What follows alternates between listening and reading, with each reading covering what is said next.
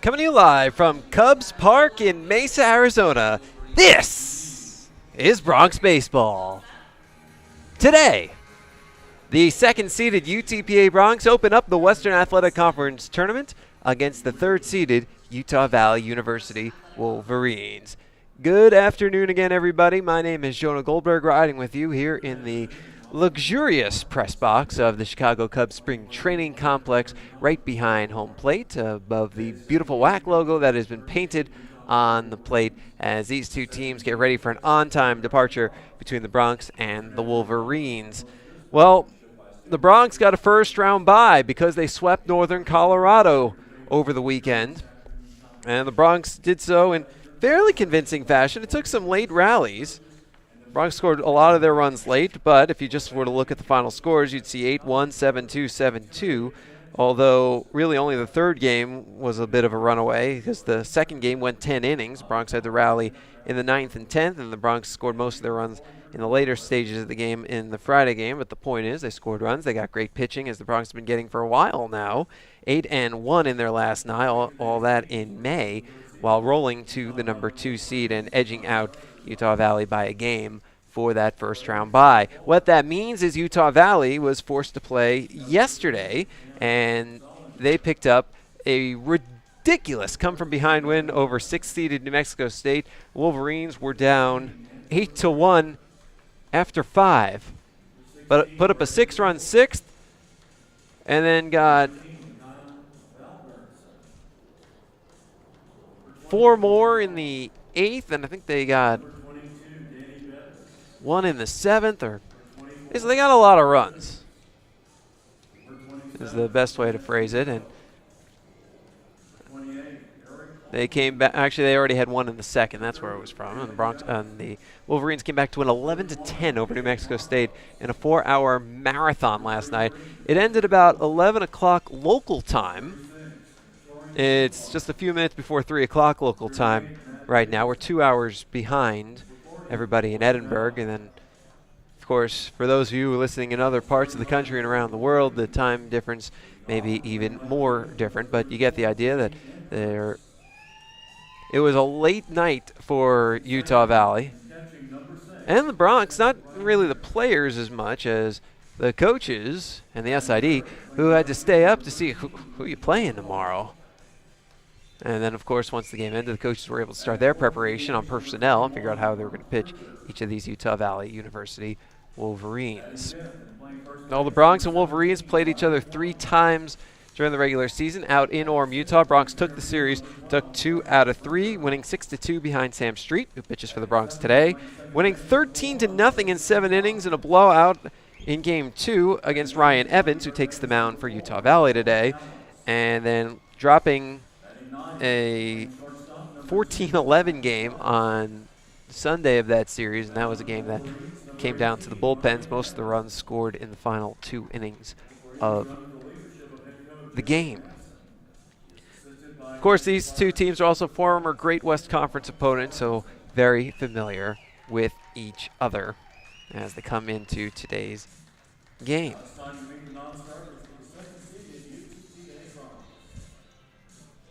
We'll take a timeout. Coming up on Bronx pregame, it's Coach's Corner. I'll chat with Bronx head coach Manny Mantrana. This is Bronx Baseball.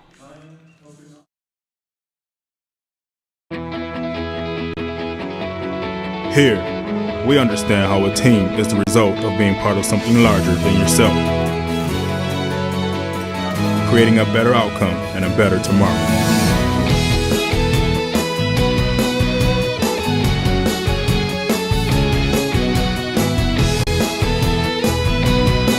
Doctors Hospital at Renaissance is proud to support the University of Texas Pan American Bronx. Dr. Pena, does LASIK surgery work? LASIK surgery is America's most frequently performed elective procedure. In fact, I've helped thousands of patients see better. Dr. Pena. Call me Raulito. Thousands and thousands. Raulito, are you sure? Is that thing on? Yes. Follow me. I had to put him somewhere. It's a big project. That's a lot of successful operations. Call Dr. Raulito Pena at 661-UC. The phone keeps ringing. Gotta make room. It's the Red Tax Sales event at South Texas Buick GMC. Come in today and claim your Red Tax cash on just about all of our Buick and GMC inventory. It's the Red Tax Sales event at South Texas Buick GMC. Not the biggest, just the best.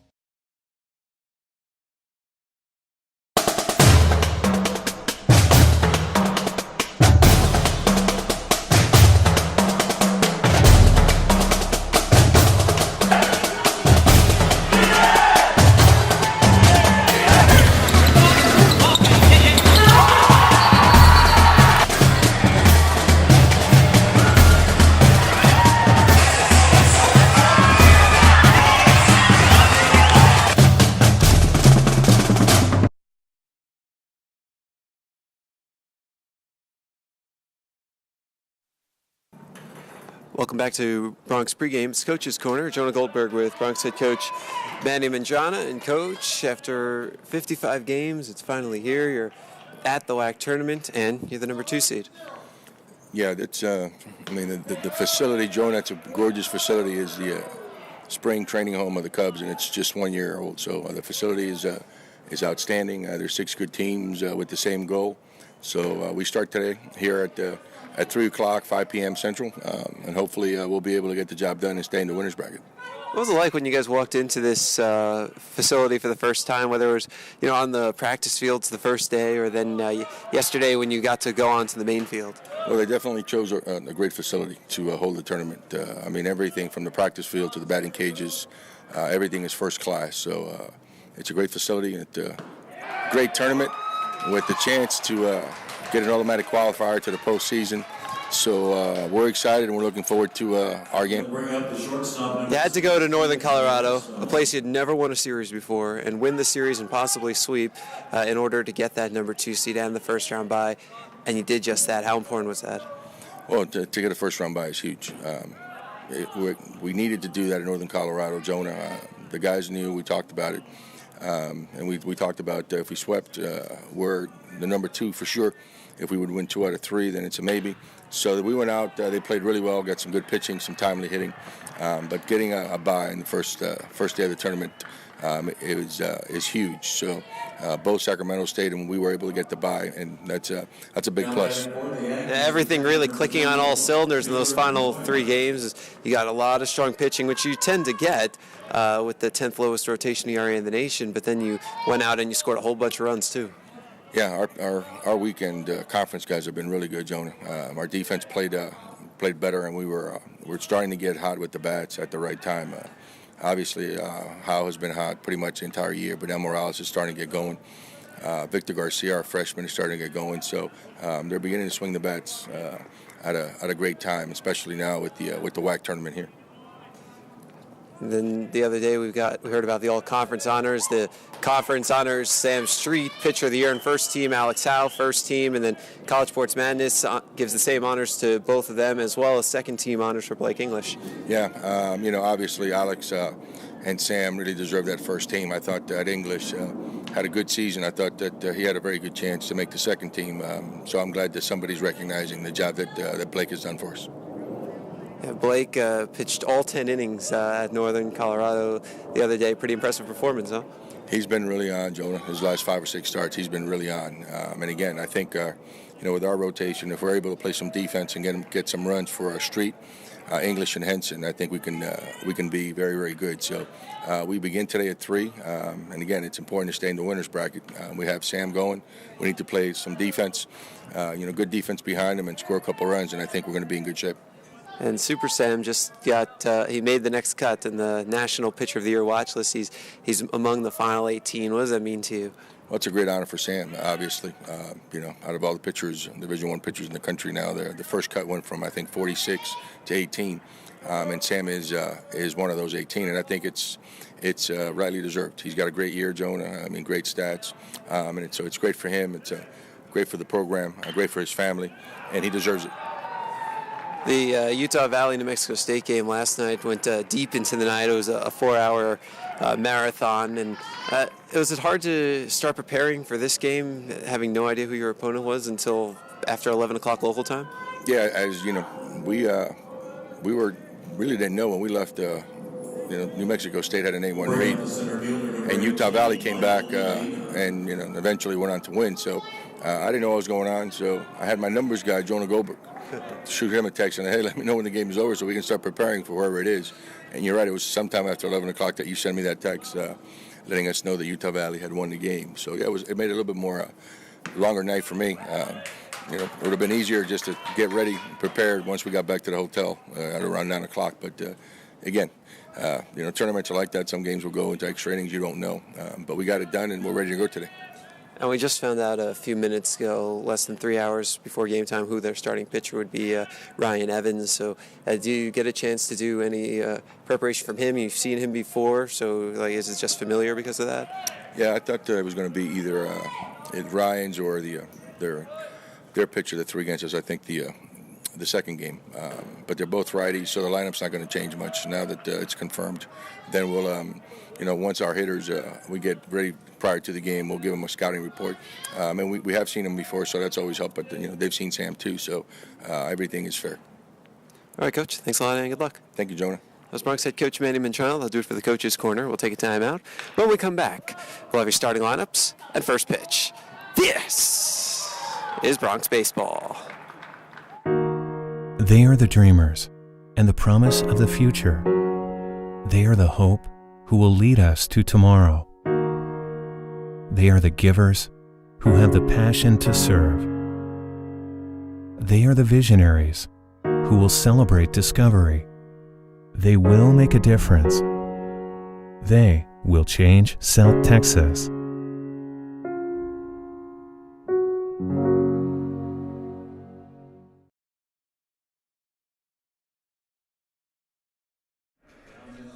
Welcome back out to Cubs Park here in Mesa, Arizona. Jonah Goldberg riding with you as we get ready for first pitch between the second-seeded Bronx and the third-seeded Wolverines. Let's get you to the starting lineups. We'll start with the visiting Wolverines. Leading off in left field, Cade Andrus. Batting second, the catcher, Seth Rainier. Hitting third, the right fielder, Sean Moish.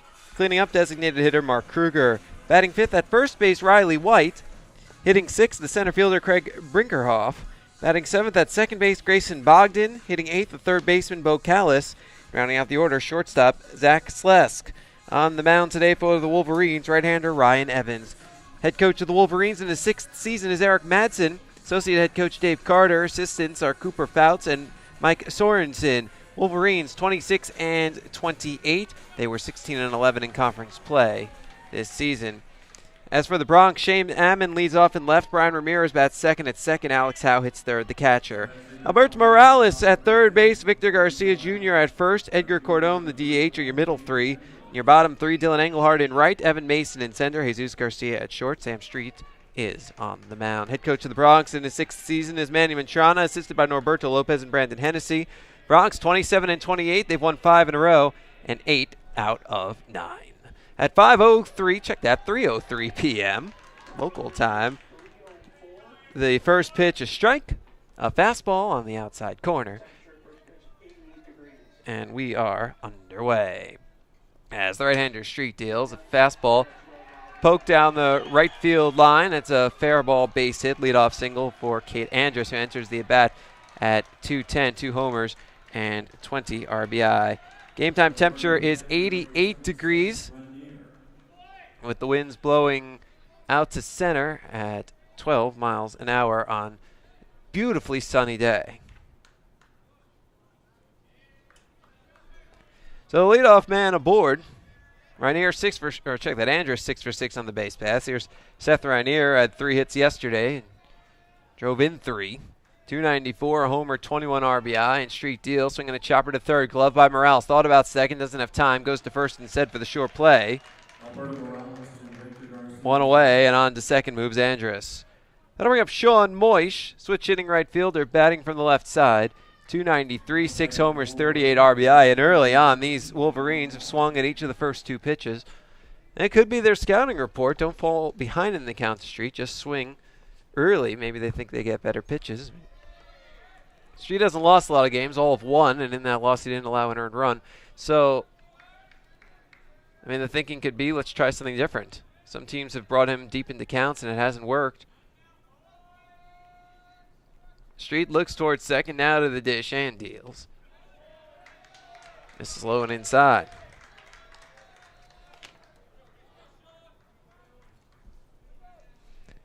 Defensively, Shane Abbott in left, Evan Mason in center, Dylan Engelhardt in right. Alberto Morales at third, Jesus Garcia at short, Brian Ramirez at second, Victor Garcia Jr. at first. Alex Howe calls the pitches. And the right-hander, Super Sam, deals a fastball outside, 2-0. Bronx defense, .965 fielding percentage, 72 errors in 55 games. They've turned 37 double plays.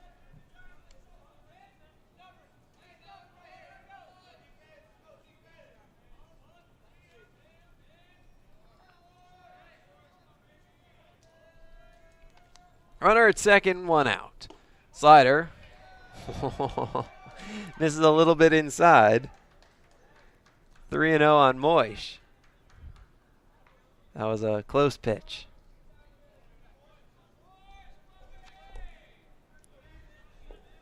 Fans scattered throughout the stands, including a nice collection of Bronx fans behind the third base dugout where they reside. This afternoon, pitch is lined foul on the right field line. Moish out in front. It's 3-1.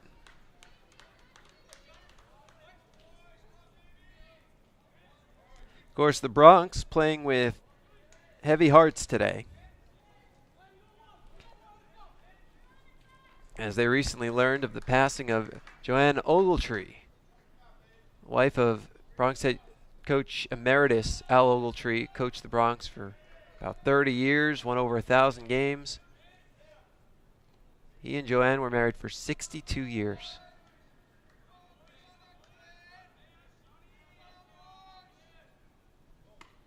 Street deals a fastball outside, ball 4, he walked him.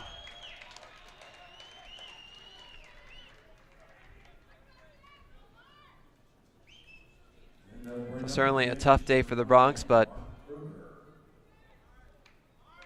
the Ogletree's son telling our head trainer Jim Lancaster on the phone earlier today to win one for Joanne. That's what the Bronx hope to accomplish. But right now, the Wolverines are threatening in the first with 2 on and 1 out. And Mark Kruger at the plate, one of the league's top hitters. Lefty DH who swings right through a changeup. He was looking for the express, got the local. Kruger 294, 6 homers, 38 RBI. Street looking for a double play.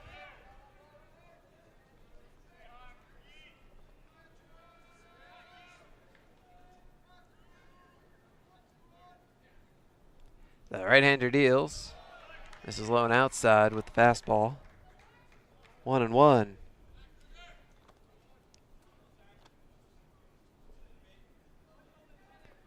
Street having himself a season. Season that is going down in the record books as one of the best in program history. But that slider hangs and is lined into right field for a base hit. Engelhardt comes up throwing straight to the plate on one hop. Pretty good throw. And that prevents Andrus from scoring. He has to hold at third. Moish to second. Kruger on at first. Bases loaded, 1 out in the top of the first.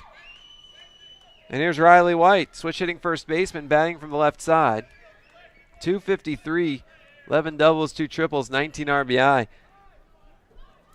Street's almost allowed as many base runners in this game as he allowed in the entire game against Northern Colorado on Friday. In the complete game, he allowed all of 4 singles. Well, no, excuse me, 4 hits. He did. 3 of them went for extra bases, but he gave up 4 hits, didn't walk anybody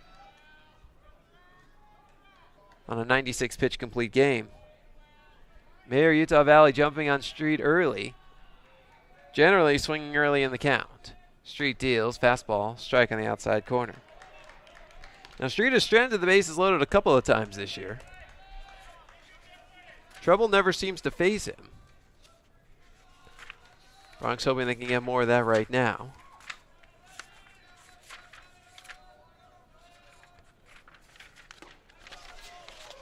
Pitch, changeup, strike in the knees, 0-2.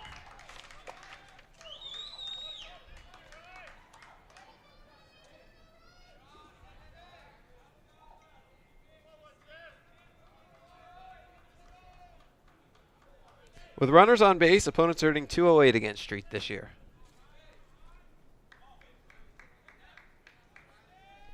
Runner at third, Andrews. Runner at second, Moish. Runner at first, Kruger. There's one out in the top of the first. Utah Valley threatening to score the first run, or runs. Strike three! Changeup right over the heart of the plate. Good afternoon, good evening, and good night. White down looking.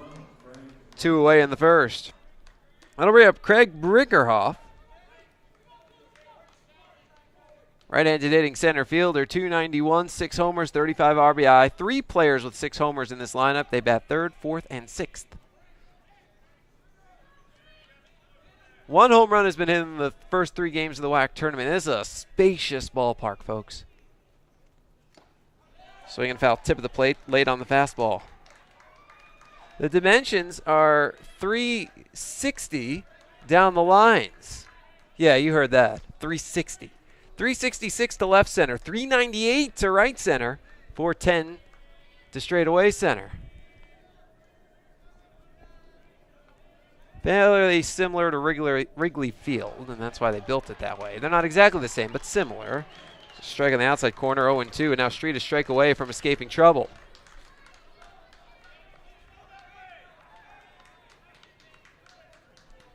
Bases loaded, 2 outs in the top of the first. Now we an 0-2 to Brinkerhoff. Street deals. Fastball misses low. And the count 1-2.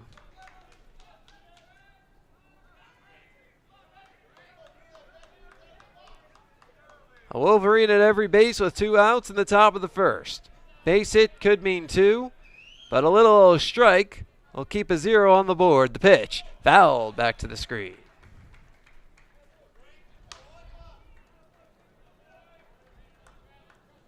We'll do it again.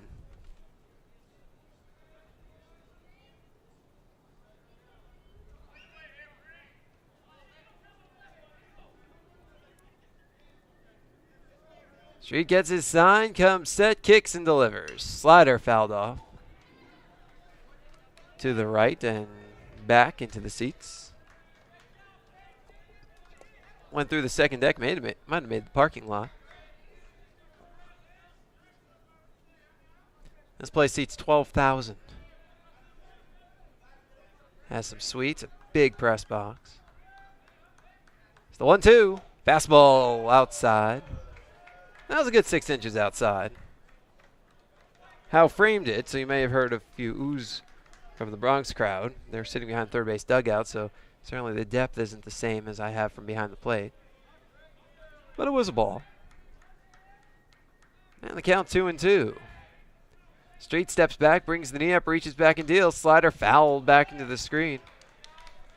We'll do it again. The next pitch of this at bat will be number 8. Good battle between Street and Brinkerhoff.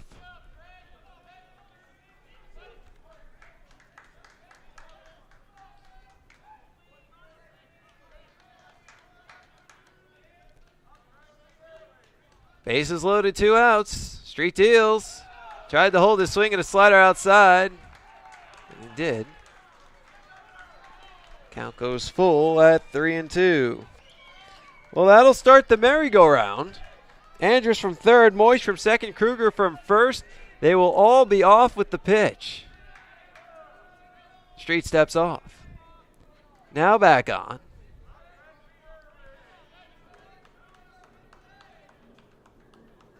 And now something in the gap could unload the bases. Street steps off again, having trouble getting together with Howe on a pitch. Now remember, Street and Howe call their own game. They have been for a few weeks now, so this isn't coming from the dugout. It's up to Street to decide what he wants to throw here. There they go, 3-2. Outside, ball 4. He just walked in a run. Went with the slider, and it missed low and outside in the dirt. So a 9-pitch RBI walk for Craig Brinkerhoff. And the Wolverines strike first. It's 1-0. Here's Grayson Bogdan. He's the 7th batter of the inning. Right-handed hitting center fielder. Check that. Second baseman, 277, 3 homers, 24 RBI, and he looks at strike 1. So 2 walks and 2 singles in the inning.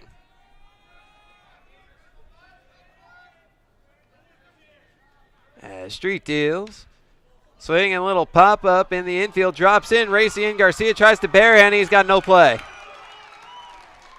Infield single for Grayson Bogdan brings home Moish. And the Wolverines lead 2-0.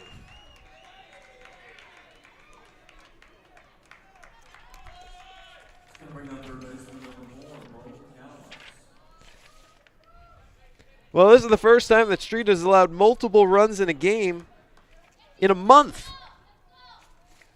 April 25th at Chicago State allowed 3 runs, 2 earned. Here's Bo Callis. He's the 8th batter of this inning. Righty third baseman. And the pitch, a fastball chopped over the mound. To his right, Ramirez grabs and he throws to first for the out. And that's the inning. But not before the damage is done. Wolverines get 2 runs on 3 hits. No errors. And they leave him loaded. At the end of half an inning of play, Wolverines 2, Bronx coming to bat. You're listening to Bronx Baseball.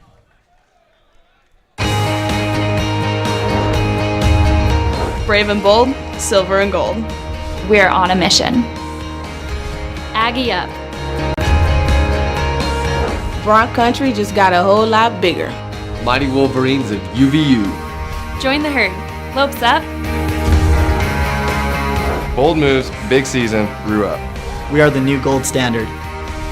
We will be champions. We are the Western Athletic Conference.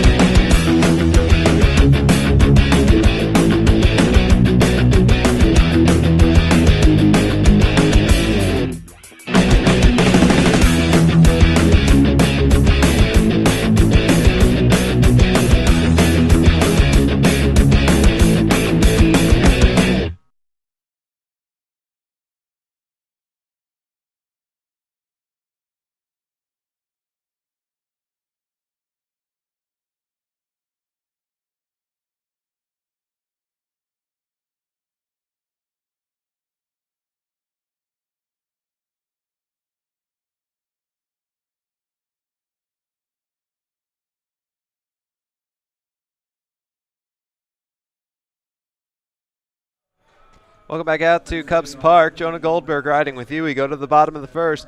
Bronx trailing Utah Valley 2-0. Bronx will lead it off against right-hander Ryan Evans. Shane Ammon will start it off. Lefty hitting left fielder 278. Homer 17 RBI. And he takes the first pitch fastball outside. Ammon 343 on base. And he scored 23 runs this season.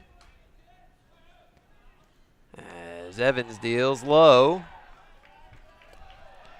2-0. Behooves the Bronx to be patient in the early going.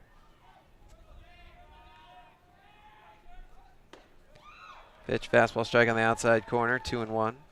See if they can get Evans to give them a free pass early.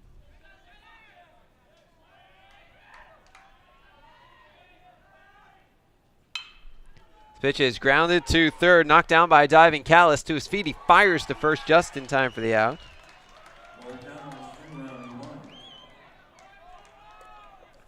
One away. That'll bring up Brian Ramirez, right-handed hitting second baseman. 277, 2 homers, and 21 RBI. Ramirez with a good on base, 364, and some good speed as well. He had leadoff for much of last year. He had Hammond at the top of the order, really give the Bronx some pretty good table setters. Pitch, a fastball strike on the lower outside corner.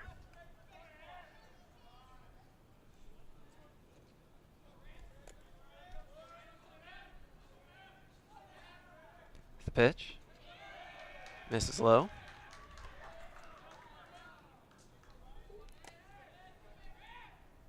One and one.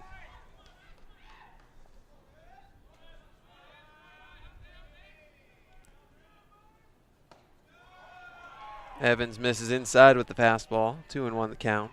Defensively, Cade Andrus in left, Craig Brinkerhoff in center, Sean Moish in right. Bo Callis at third, Zach Slesk at short, Grayson Bogdan at second, Riley White at first. Seth Rainier calls the pitches. The right-hander Ryan Evans deals. Changeup fouled back. 2-2. Utah Valley defense, .954 fielding percentage, 95 errors in 54 games, although they have turned 50 double plays.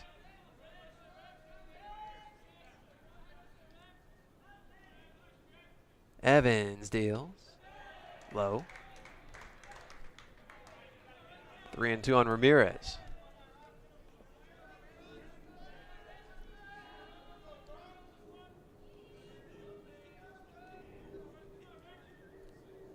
Here's the pitch. Low ball 4, he walked him.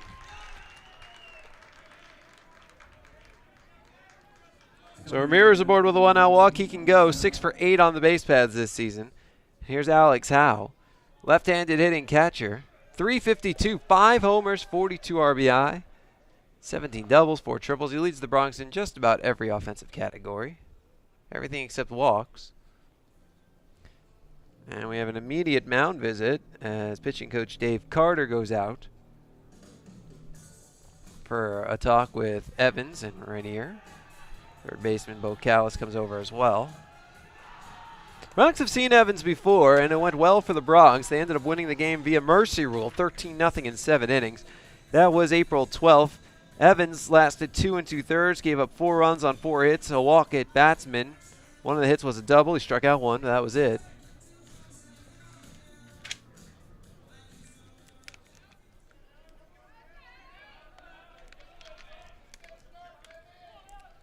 The Incredible How digs in. Make sure you use your hashtag before you put that down. First team All-WAC selection. Good candidate for All-Region and All-American honors. As the pitch misses high and outside, a fastball.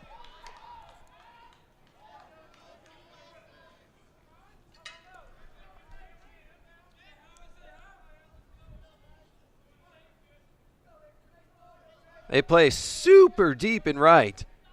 Sean Moish is so deep in right field that if we were at Edinburgh Baseball Stadium, he'd be standing on the other side of the wall. Pitch fastball outside 2-0. And that tells you how big this outfield is and how deep Moish is. I mean, he is 5 feet in front of the track in right.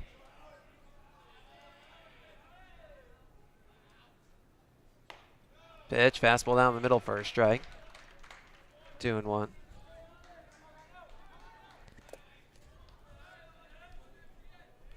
So, I mean, they're super deep in center and left, too. It's a little early to be playing no doubles, but that's exactly what Utah Valley's doing. As Howe squirts one down the third base line. That's a fair ball, and you know what? That might be an extra base hit. Headed for third, Ramirez. Into second moves Howe. No doubles defense doesn't work. Alex Howe hits the double, and the Bronx have the tying runs in scoring position with just 1 out in the first.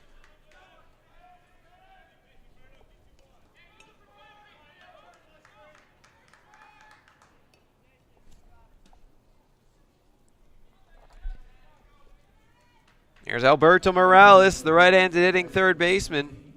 247, 3 homers, 26 RBI. Hit .500 over the weekend at Northern Colorado. He was 5 for 10 with 5 walks, a double, a homer. Drove in a bunch of runs. He scored a few times. Had a heck of a weekend. He's really hitting his stride at the right time. And now a chance to tie the game or give the Bronx a lead. Pitch misses outside. A little single will tie it. Especially, the outfielders are still ridiculously deep. So a little blooper easily gives the Bronx 2. And then if Morales gets a hold of one, he'll give him 3. Evans deals. Fastball strike on the extended outside corner. That was a similar pitch to the ones in that walk to Moish that were called for balls. But the count 1-1.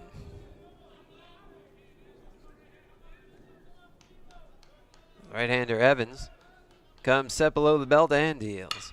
Fastball chopper to third, gloved by Callis. He fires to the plate. They got Ramirez caught. Throw back to third. Ramirez heading towards the plate. They throw to the pitcher Evans. Ramirez falls down. In the meantime, Howe is able to find his way to third.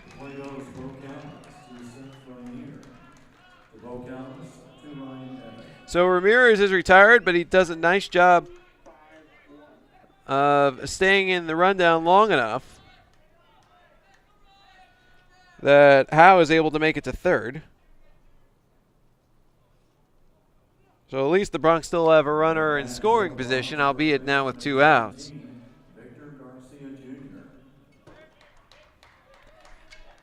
Here's Victor Garcia Jr., lefty swinging first baseman, 267, 9 doubles, 20 RBI.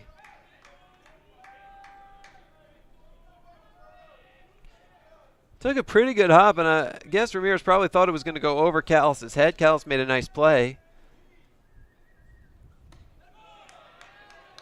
Fastball misses outside to Garcia.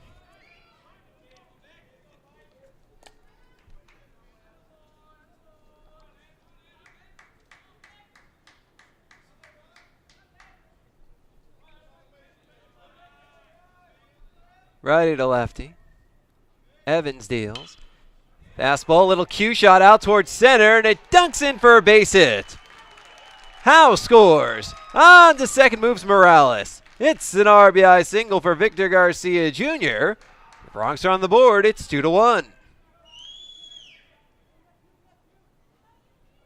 Now batting for Pan American, the DH, number 26, Edgar Cordon.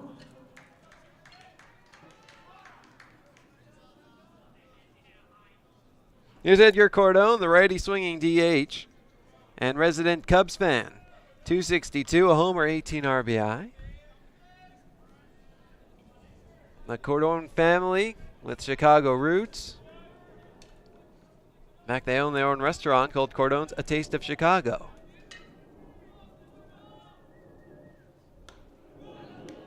Pitch misses outside.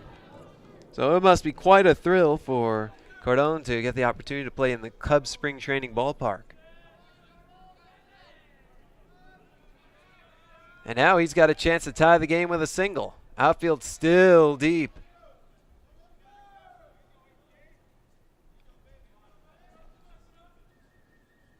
Here's the pitch. Big rip and a miss. 1-1. Cordon hit his first career home run against Utah Valley back in April.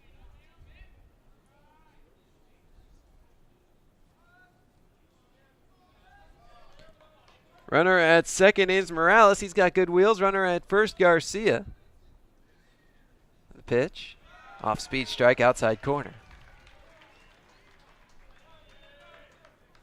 1-2.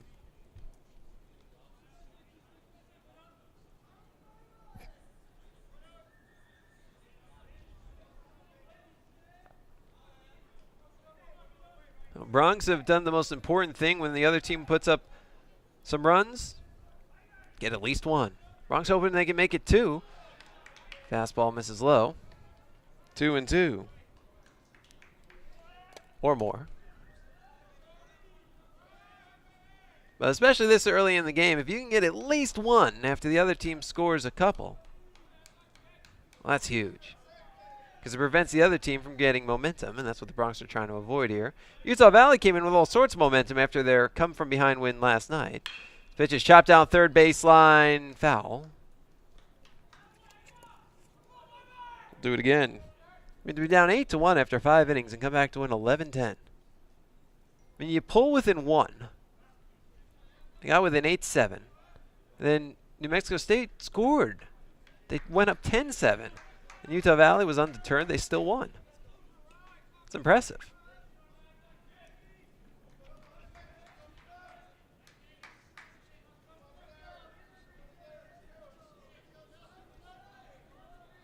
Runner at second, Morales. Runner at first, Garcia. 2 down in the first. 2-1 Utah Valley. Step off, look to second, nothing doing.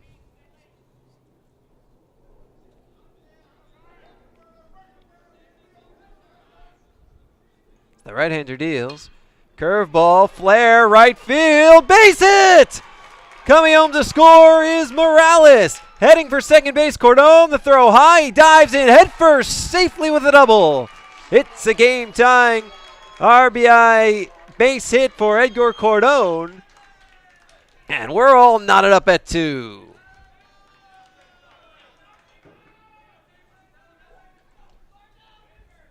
Coming up, the right fielder number 17, Dylan Engelhardt.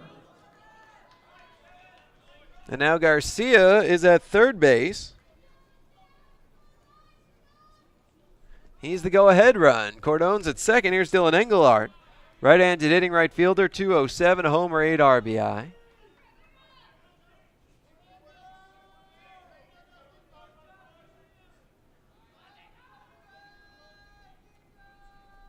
And the pitch. Fastball strike on the outside corner.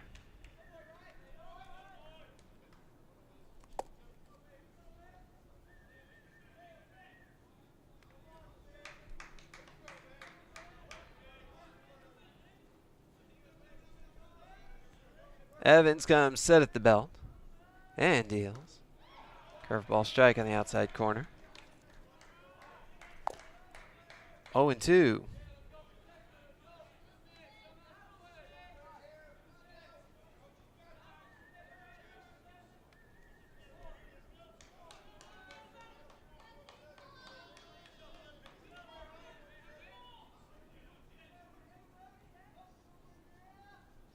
Pitch misses low in the dirt. 1-2 on Engelhardt. The official scoring, Cordone gets an RBI single, and they score an E9 to get Cordone to second because the throw was high.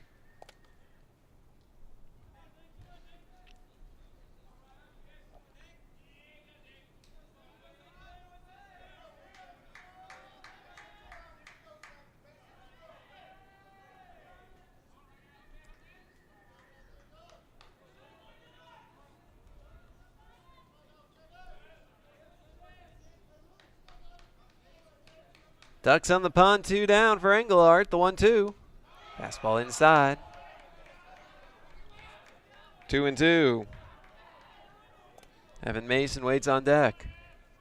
So Utah Valley got 2 in the first on a bases loaded walk and an infield single with the bases still loaded. And now the Bronx getting some pretty hard, a couple of hard hit balls and some flares and bloopers to get their own runs. The Utah Valley outfield so far back. Bronx have so much space with which to get hits. Pitch misses low and outside in the dirt, but Rainier stops it. Count goes full, 3-2. It was 0-2, now it's 3-2. Nice job by Engelhardt to battle back.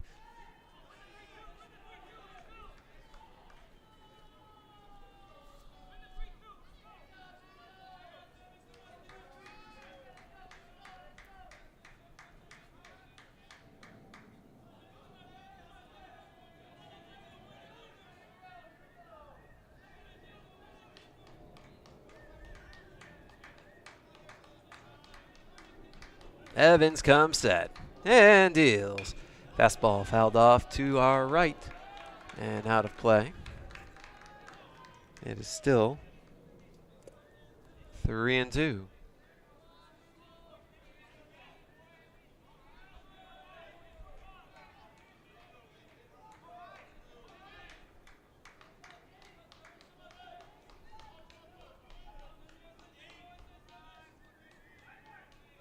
Runner at third is Garcia Jr. The runner at second, Cordone. Evans deals. Fastball. Strike 3 called. Inside corner. That was the same pitch that was ball 3. Wow. Well, the Bronx do tie the game. They get 2 runs on 3 hits, an error, 2 left. At the end of an inning of play, we're tied at 2. This is Bronx baseball.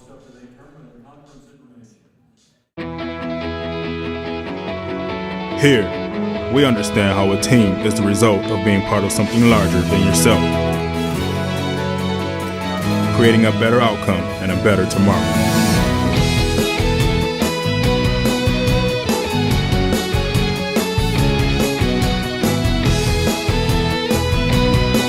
Doctors Hospital at Renaissance is proud to support the University of Texas Pan American Bronx. Dr. Pena, does LASIK surgery work? LASIK surgery is America's most frequently performed elective procedure. In fact, I've helped thousands of patients see better. Dr. Pena. Call me Raulito. Thousands and thousands. Raulito, are you sure? Is that thing on? Yes. Follow me.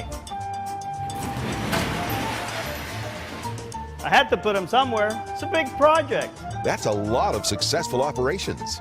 Call Dr. Raulito Pena at 661-UC. The phone keeps ringing. Gotta make room.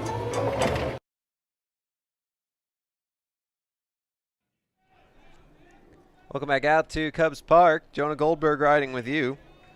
Go to the top of the second. Tied at 2 between the Bronx and the Wolverines. 9-1-2 in the Utah Valley order against Bronx right-hander Sam Street. Right-hander deals. Fastball strike in the lower outside corner. Zach Slesk, right-handed hitting shortstop, 239, 7 doubles, 13 RBI.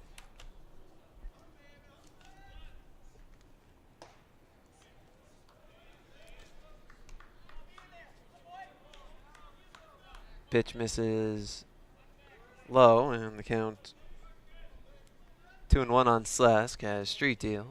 Fastball hit on the ground between third and short into left field, the base hit. A leadoff single for Slesk. That's the third or fourth hit of the day for the Wolverines. He's going to bring up left fielder number 34, Kane Andrews.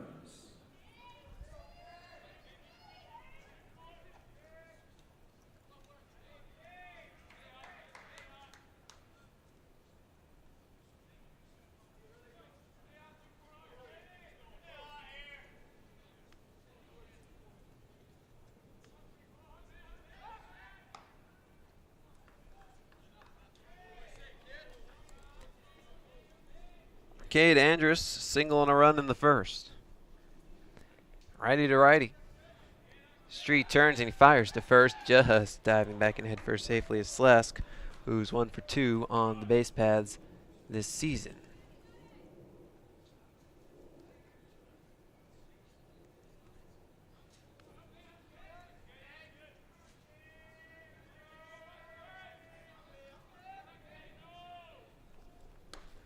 Change up.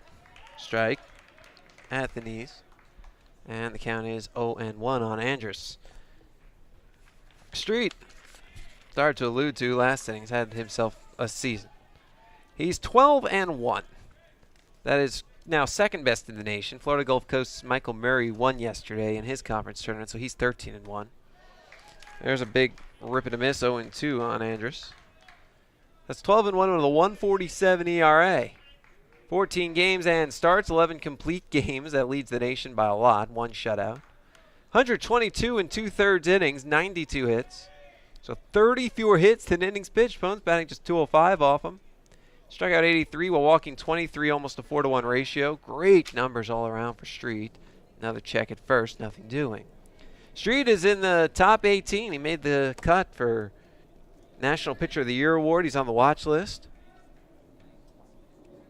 Started with 47, now it's down to 18. Street's still there as the pitch is hit in the air, high and deep to center. Mason back, it's over his head and one up off the wall. Heading for second and staying right there is Andrus. Slesk stops at third. It's a long double for Andrus, and then the throw gets away, and Slesk comes home to score.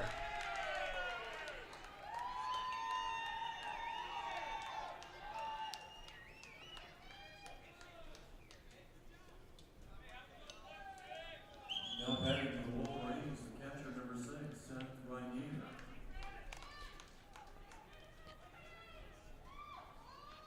Or no, throw did not get away.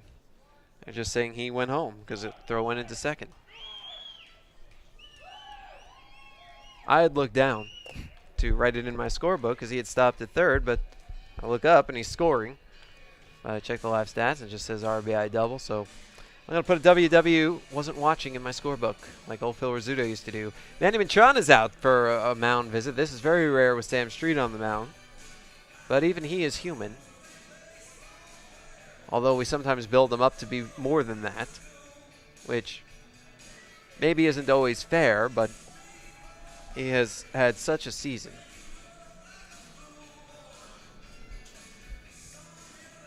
So the conversation comes to a close. They try and settle things down.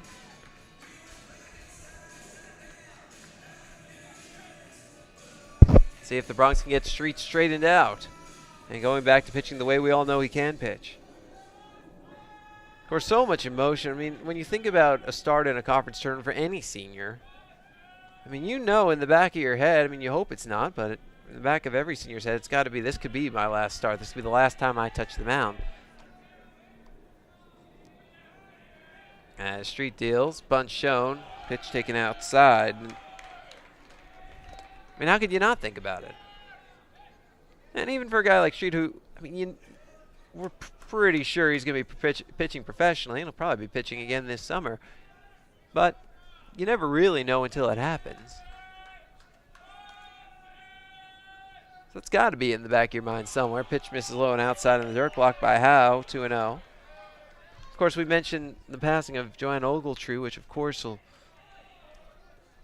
and that's a tough thing to play with in and of itself. And then, you know, it's a conference tournament.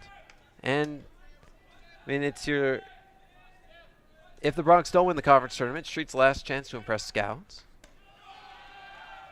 If they do win it, it wouldn't be his last, but pitch misses low and outside. He's not close to the strike zone, folks. It's 3-0 in Rainier, with Andrus at second and Utah Valley up 3-2.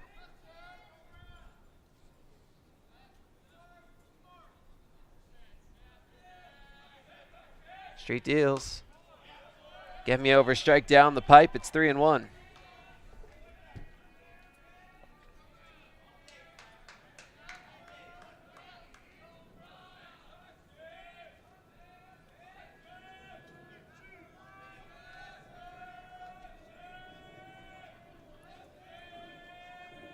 The right-hander deals. Fastball fouled off the screen. Full count. Very unusual to see Street with command issues. He leads the WAC in fewest walks per 9. He throws 67% of his pitches for strikes. That's more than all but 12 major league pitchers this year. This pitch is blooped in the air towards short. Garcia in a couple of steps makes the catch. One away. That'll bring up Sean Moysh. He walked and scored a run in the first. Going to bring up right fielder number 13, Sean Moore.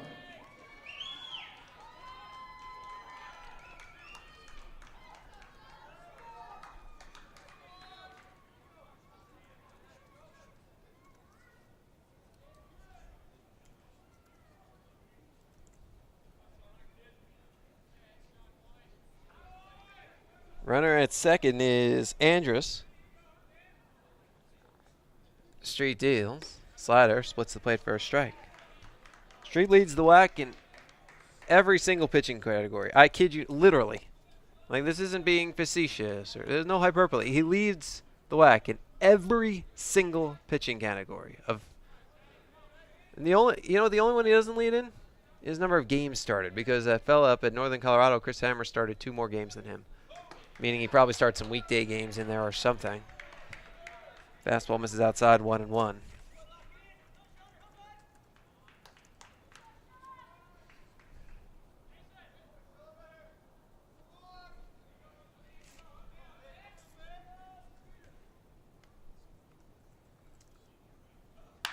Pitch is on the ground hard to second. Ramirez gobbles it up and throws to first for the out.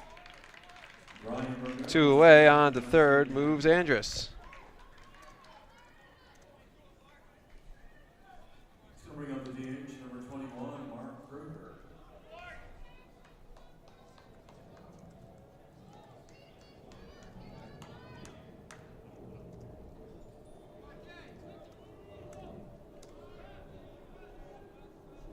Here's Mark Kruger. Street deals the first pitch fastball high and outside.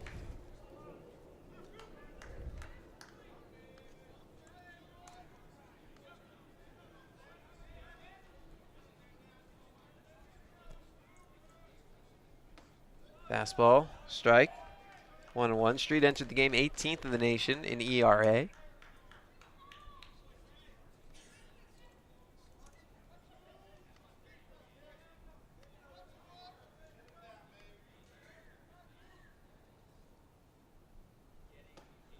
Pitch, changeup misses inside, and the count 2-1.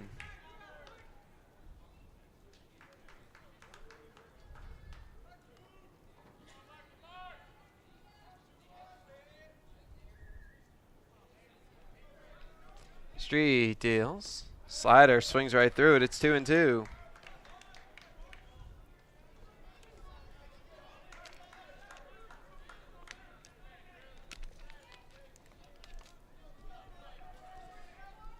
Street turns, kicks, and delivers. Fastball.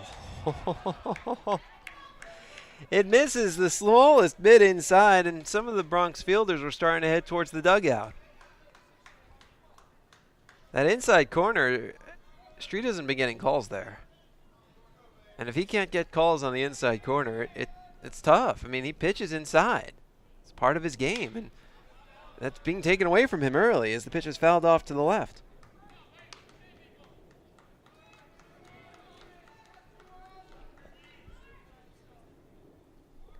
So it'll be a 3-2 with Andrus at third, 2 outs in the top of the second.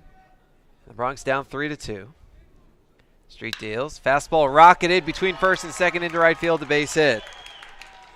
Andrus scores. RBI single Mark Kruger. And Utah Valley leads 4-2.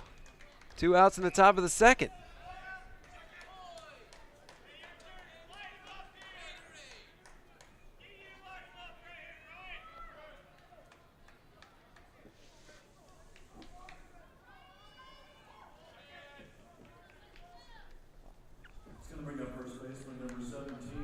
There's Riley White. He struck out looking on 3 pitches in the first. The only strikeout by Street thus far today. Coming off a 9 strikeout performance in Northern Colorado. Street deals. Swing and a miss. Little fastball by him, 0-1.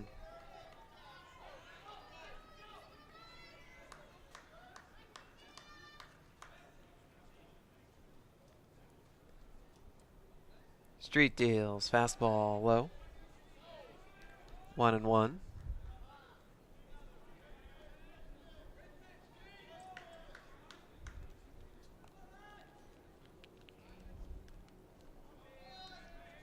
Right-hander deals. Slider fouled back to the screen, and it's now 1-2. The area behind the home plate is brick, just like Wrigley Field. It's the only area that's not padded. The outfield walls are padded. And then you've got fencing down the sides that have a mixture of chicken wire and padding. Street deals. Slider misses low. Runner delayed steal goes, but the throw is in the dirt, and it skips beyond Garcia. Ramirez backing it up. Stolen base. Mark Kruger. And the count goes full on White. Well, now base hit means another run for Utah Valley. Already up 4-2 with 2 outs in the second.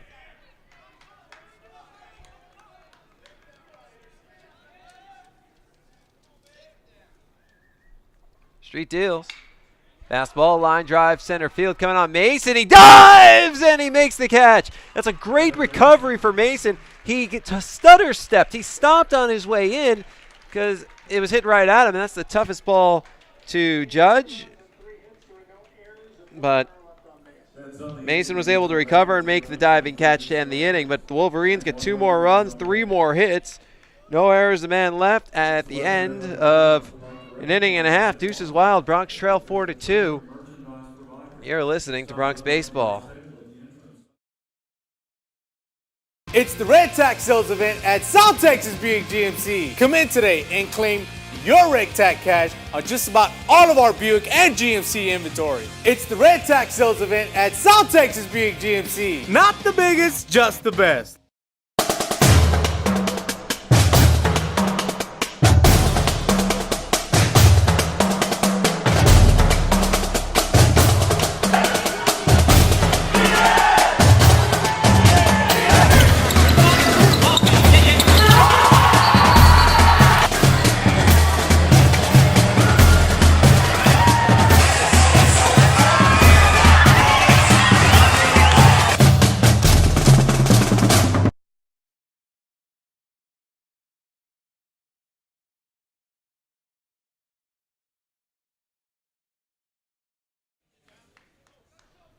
Welcome back out to Cubs Park. Jonah Goldberg riding with you. We go to the bottom of the second. There have been 2 runs put up in every half inning thus far. The Bronx trail 4-2. Evan Mason leads it off, 8-9-1 in the Bronx order. Against right-hander Ryan Evans. Mason swings at the first pitch, chopper back to the mound. Evans off the mound, fields and tosses overhand to first for the out. Mason entered that at bat at 258. Here's Jesus Garcia, 233, 4 doubles, 2 triples, 18 RBI. Evans this season 4-5 with a 5.17 ERA. 14 games and starts, 71 and a third innings, 88 hits, 17 more hits than innings pitched. Opponents batting 301 off him. He struck out 29 while walking 19, so that's not bad. The strikeout to walk is a little low. It's less than 2-1. It's 1.5-1 pitch a strike, but doesn't really walk a lot of batters, which is the good part of it and the important part. Pitch misses low. And the count 1-1 on Garcia.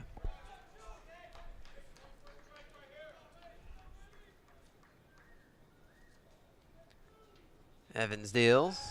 Slider low and outside, 2-1.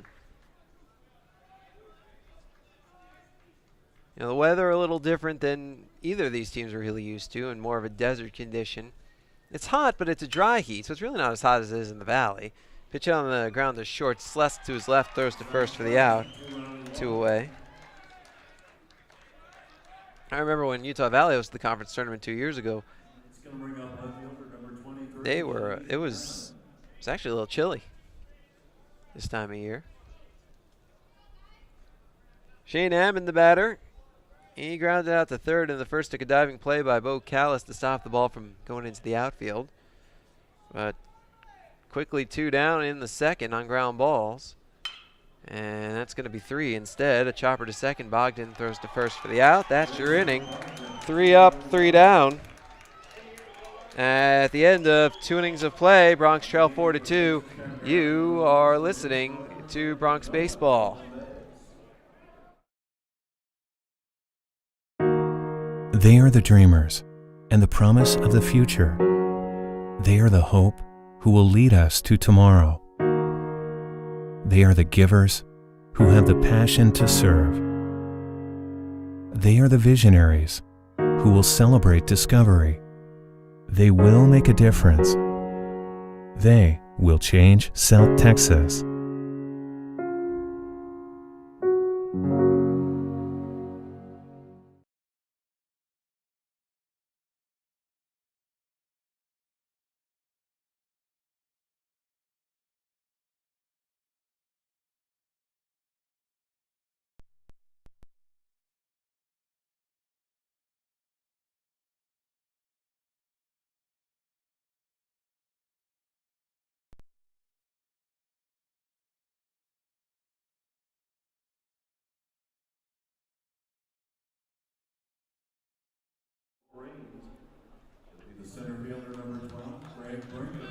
Back we are at Cubs Park. Jonah Goldberg riding with you. We go to the top of the third. 4-2 Utah Valley, and Craig Brinkenhoff, first pitch swing, grounder to third. Alberto Morales makes quick work of it to first for the out, and there's one away on one pitch.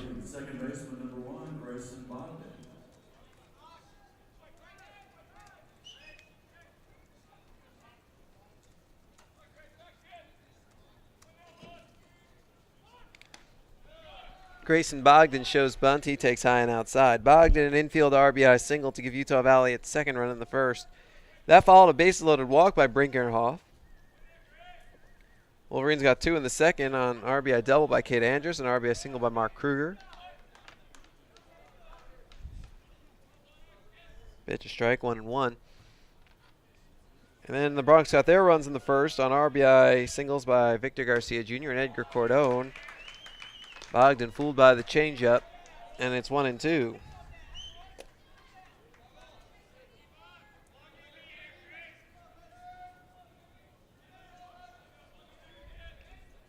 Street deals. Slider checked his swing. Did he go? Yep. Bogdan down swinging. That's 2 strikeouts for Street, and quickly 2 away in the third.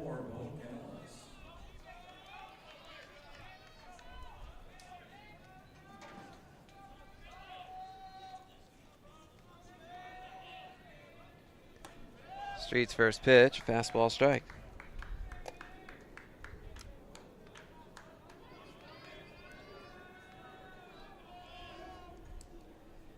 Bo Callis swings and misses at the slider. It's quickly 0-2, and Street's got something extra on these pitches all of a sudden. His tempo is better. He's got more movement. He's throwing harder. And Street deals fastball strike. 3 is called on the outside corner. And Street settles down in a big way. 2 strikeouts as part of a 1-2-3 inning. 2.5 in the books. Bronx trail 4-2. This is Bronx Baseball.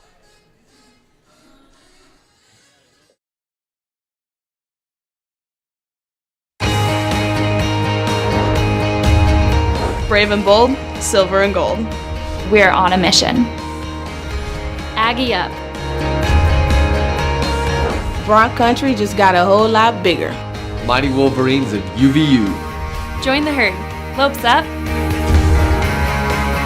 Bold moves, big season, grew up. We are the new gold standard. We will be champions. We are the Western Athletic Conference.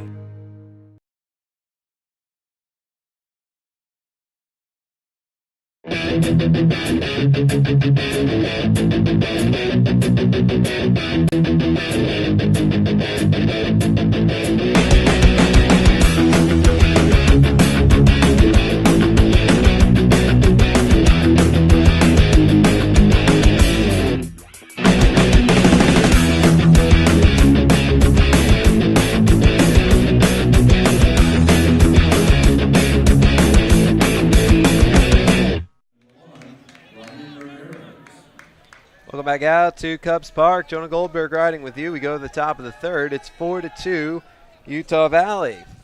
Brian Ramirez leads it off against Ryan Evans and looks at strike 1. Ramirez walked in the first. So Sam Street, a big bounce back inning in the third. He was moving quickly. His slider was sharp. His fastball had good pop. It was more the Street we're used to seeing as the pitch is on the ground right side to his left. Bogdan, he throws to first just in time for the out. 1 away. Ground out and 2 strikeouts in the top of the third for Street, and if he can settle down and be the Street that we know, then it comes up to the Bronx offense and whether or not they can score a few runs to pick him up. Here's Alex Howe, a double and a run in the first.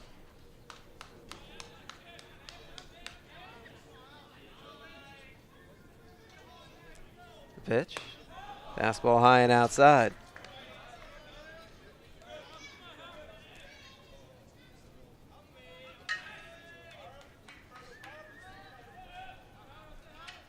Ryan Evans turns, kicks, and deals. Fastball misses upstairs. 2-0.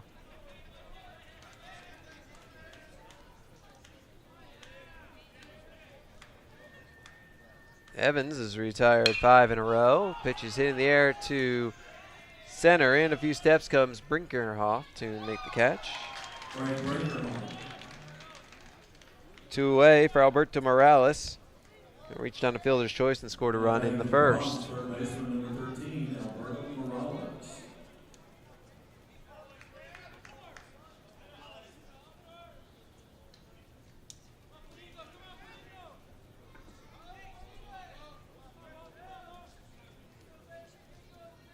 The right-hander deals. Fastball strike at the belt.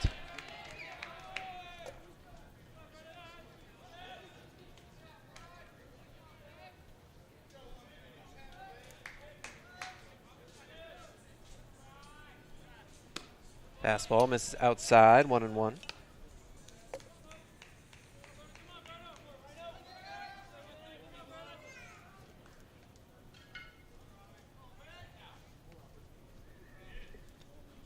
Evans deals.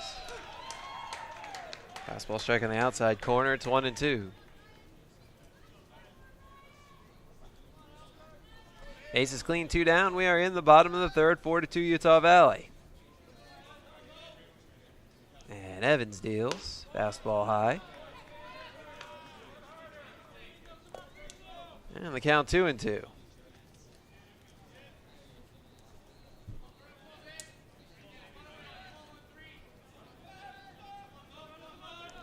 The right-hander deals. Fastball outside. And the count goes full.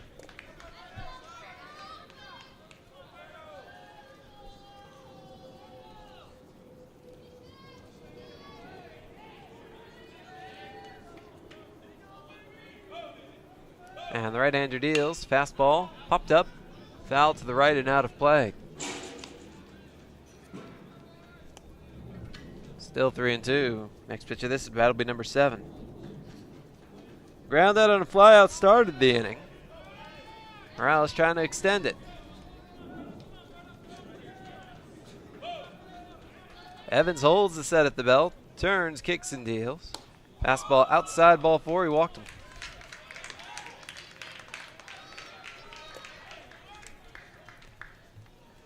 So 1 on with 2 out, and here's the tying run at the plate. Victor Garcia Jr., an RBI single on the first.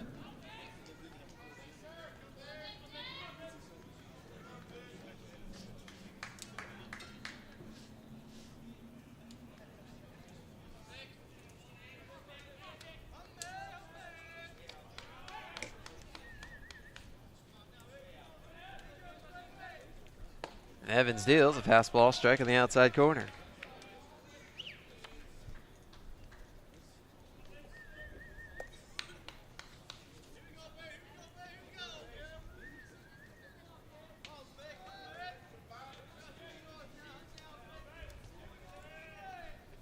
The right-hander deals. Fastball sliced between third and short into left field, the base hit. On to second moves Morales. 2 on, 2 out in the bottom of the third. The tying runs are on, and here comes the go-ahead run, and Edgar Cordone with an RBI single in the first.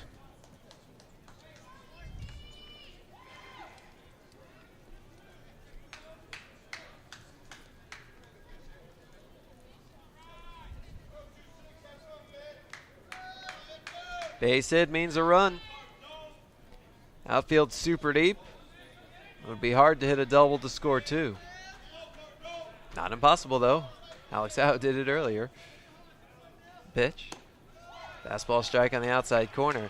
And the key is you don't hit the hard hit double because you probably won't be able to find the gap. You have to hit it down the line. I mean, you could hit it hard down the line. That's fine.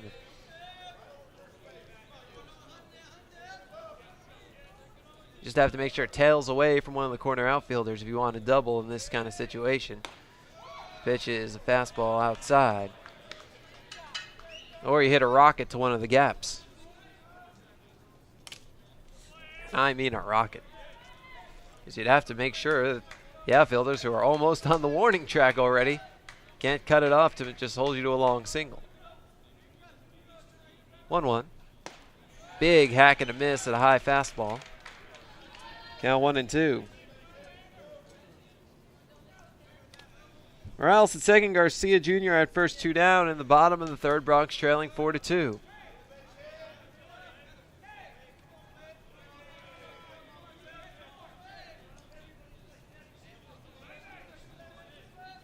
And Evans turns and throws to second. Nothing, or he didn't even throw, he just looked. Nothing doing.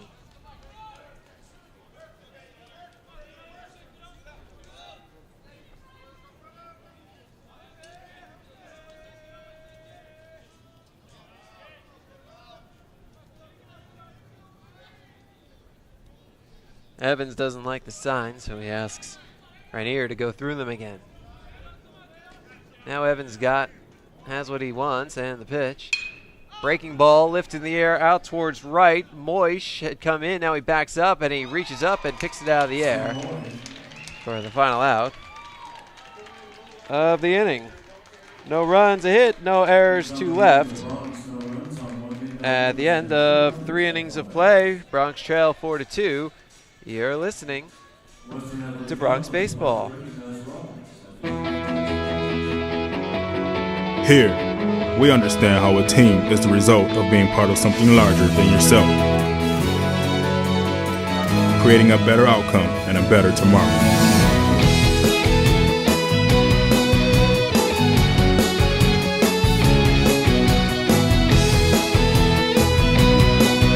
Baptist Hospital at Renaissance is proud to support the University of Texas Pan American Bronx.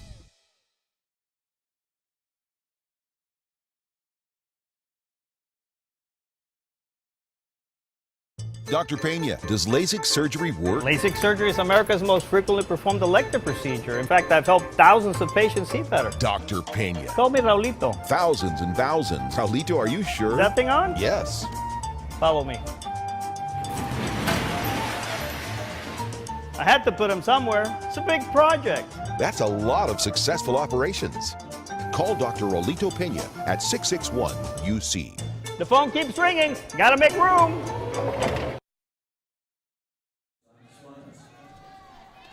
Welcome back out to Cubs Park. Jonah Goldberg riding with you. Go to the top of the fourth. 4-2 Wolverines. And Street deals ball one to Zach Slesk, who singled and scored in the second. Street deals fastball, pours it in for a strike on the inside corner, 1-1. Wolverines got 2 in the first and 2 in the second. Bronx got 2 in the first themselves, so each of the first 3 half innings had a 2 spot. Nothing since.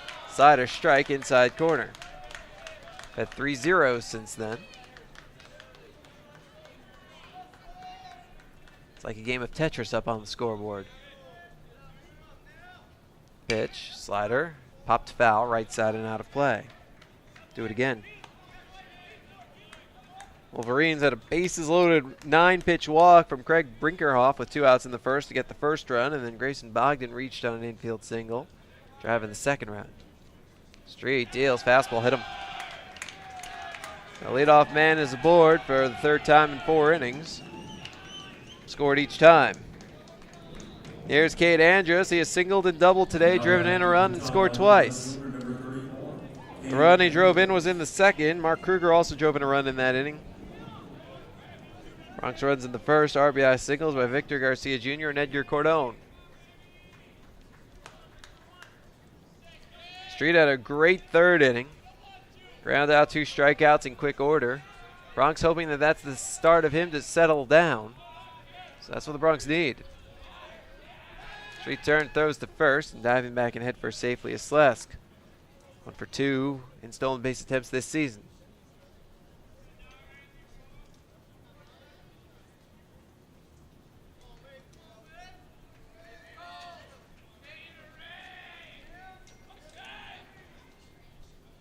Street deals. Slider strike on the outside corner.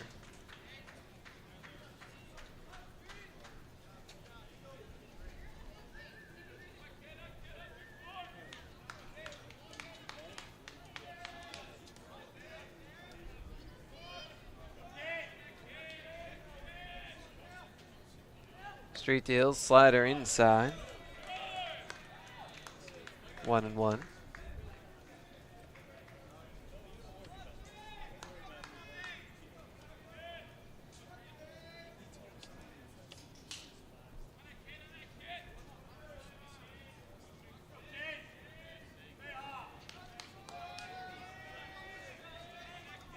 Throw to first. Diving back and head first safely is Slesk.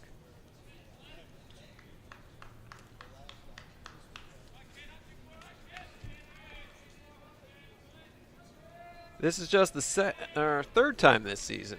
4th time, actually. The Bronx, Street has given up 4 runs in a game. Pitch misses low and outside. 2-1. It's the 4th time he's given up 4. The 3rd time he's given up 4 earned.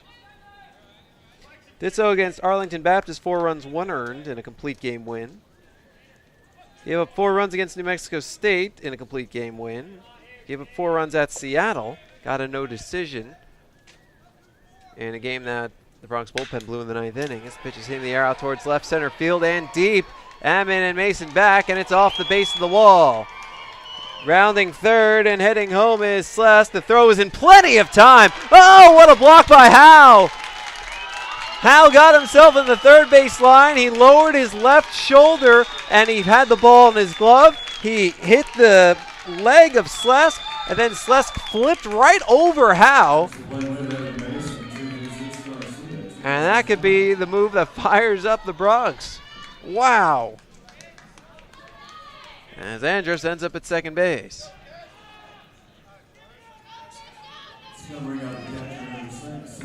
with his second double of the day.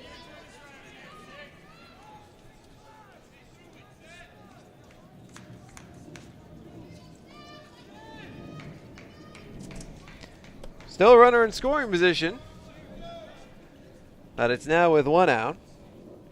And Seth Reinier, the batter, he's grounded out and popped out. He's the one of 2 Wolverines not to reach, the other being Bo Callis.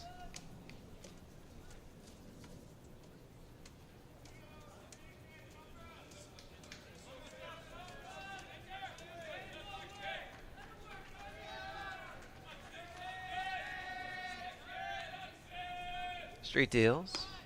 Slider outside.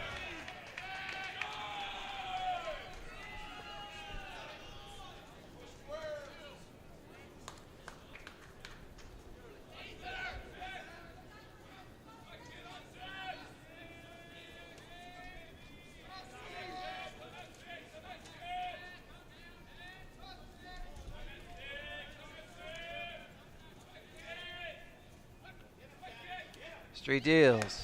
Swing and a miss. Cool fastball by him, 1-1.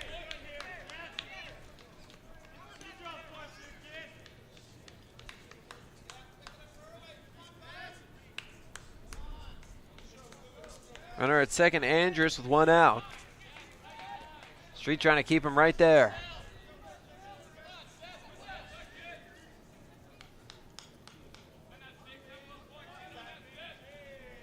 We have 1-1.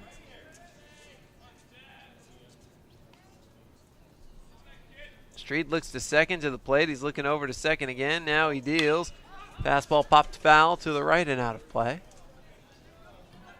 That one lands in the stand. Wow, it hopped up into the second deck. It did it in the stairway area off the concrete and hopped right into the right field, or I guess first baseline porch.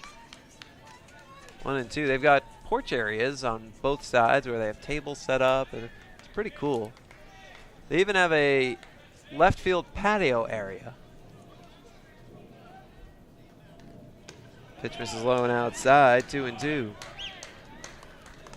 Really a bar area, I guess. But that is like 500 feet away.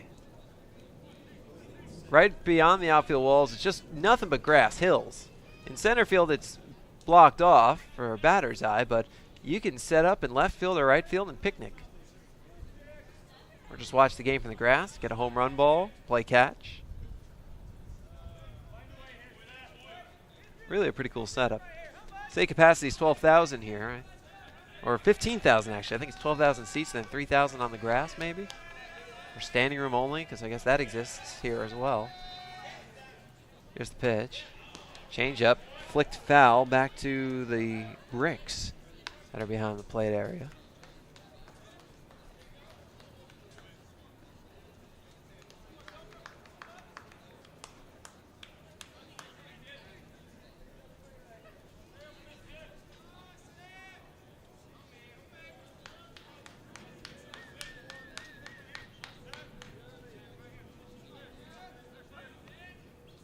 Street deal, runner goes, and the pitch is popped up a mile high in the infield. Garcia from short coming in, and he makes the catch over by second base.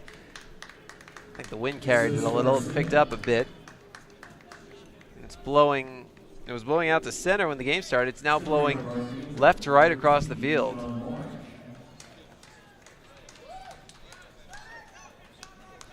Here's Sean Moish, a walk and a run in the first, a ground out in the second.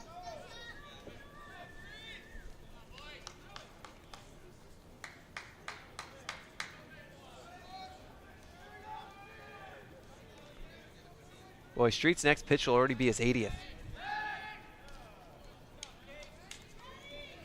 Look to second, nothing doing. He could use a couple of catch-up innings. You know, Street's high watermark this season is 151 pitches at Oklahoma State. The Bronx upset win out there in Stillwater. He's basically conditioned for about 135.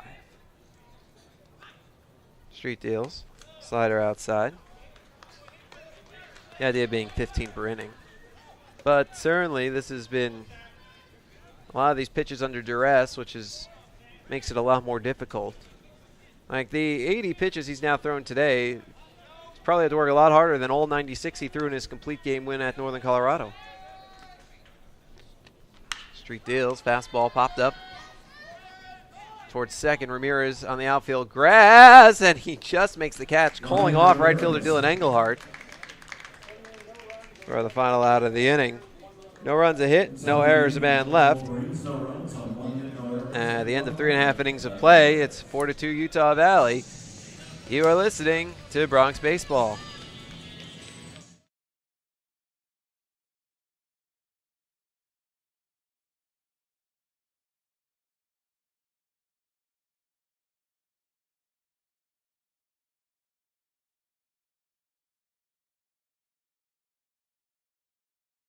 It's the Red Tax Sales event at South Texas Buick GMC. Come in today and claim your Red Tax cash on just about all of our Buick and GMC inventory. It's the Red Tax Sales event at South Texas Buick GMC. Not the biggest, just the best.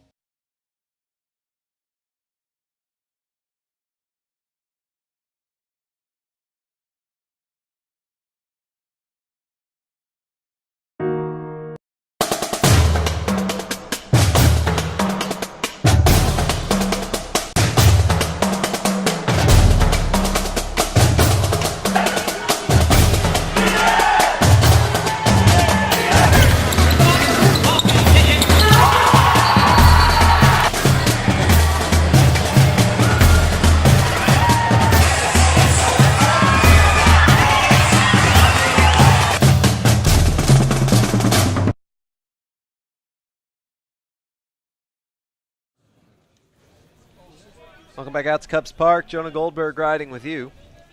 Go to the bottom of the fourth. It's 4-2 Utah Valley. Dylan Engelhardt leads it off 7-8-9 against right-hander Ryan Evans, who deals a fastball down the middle for a ball. Engelhardt struck out looking to end the first on a 7-pitch at bat. Pitch is blooped out towards the right side of the infield, caught by Bogdan at second. One away in the fourth. Here's Evan Mason. He grounded out to open the second. Evans now 58 pitches, 33 strikes.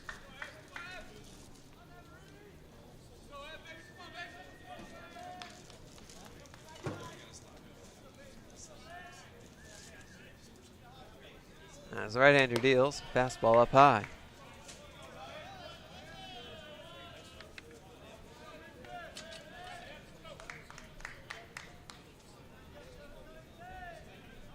Here's the pitch. Fastball chopped back to the mound. Snared by Evans, who fires to first for the out. 2 away. Here's Jesus Garcia. He grounded out in the second.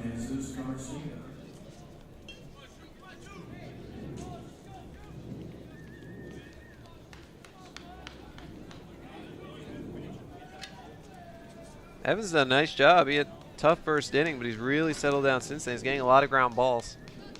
He's not having to work deep counts to get them. Right-hander deals, fastball down the middle, first strike. Throwing strikes.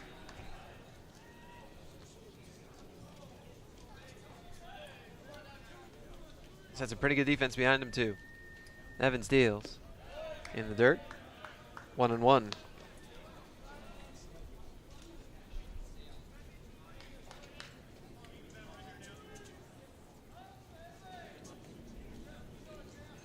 There's a breaking ball, line between third and short into left field, the base hit. Garcia's aboard with a 2-out single.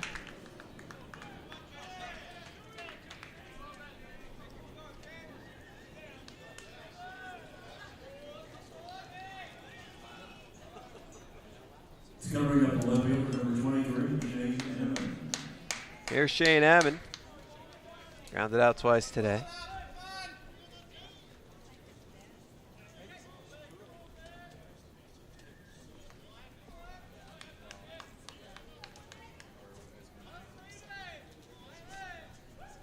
Evans deals.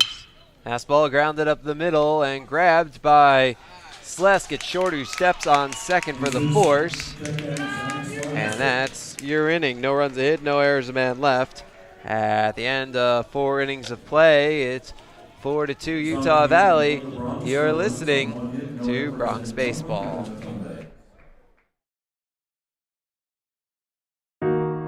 They are the dreamers and the promise of the future.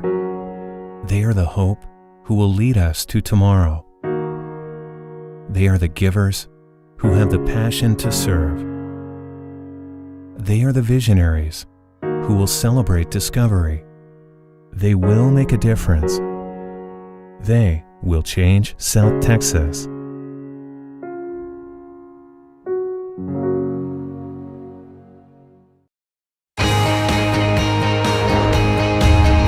Brave and bold, silver and gold.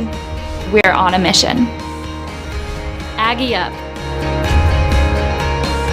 Bronc Country just got a whole lot bigger. Mighty Wolverines of UVU. Join the herd. Lopes up. Bold moves, big season, grew up. We are the new gold standard. We will be champions. We are the Western Athletic Conference.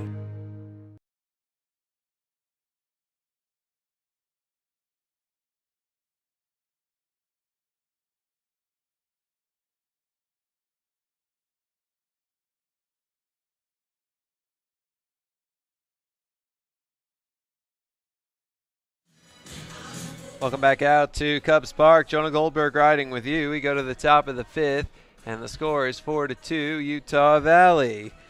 It's 4-5-6 in the Wolverines order against Bronx right-hander Sam Street. 81 pitches, 52 strikes through 4. Mark Kruger leads it off 2 for 2, drove in a run in the second.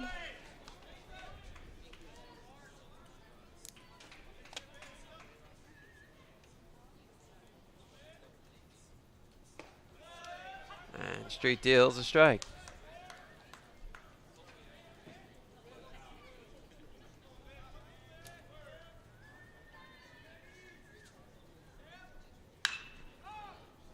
Pitch is popped up. Fly ball out towards center. Evan Mason. Caught by Evan Mason. He's going to bring up the first baseman, number 17, Riley White. And there's one away. Number Riley White, 0 for 2, strikeout, and he lined out to a diving Mason to end the second. He's actually one of 3 Wolverines who haven't reached, one with Rainier and Callis. And pitched ball 1.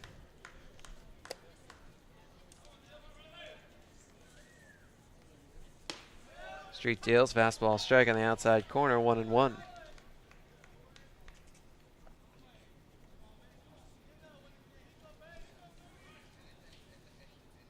Fastball, high and outside, 2-1. It'll be interesting to see how deep they go with Street. You know, normally he's thrown 7 straight complete games. He leads the nation with 11. But he's had to work very hard in the early going. Pitch fouled off to the left, 2-2.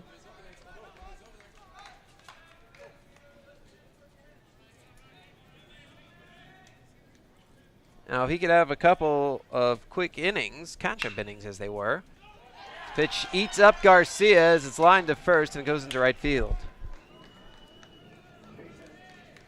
They'll call it a base hit.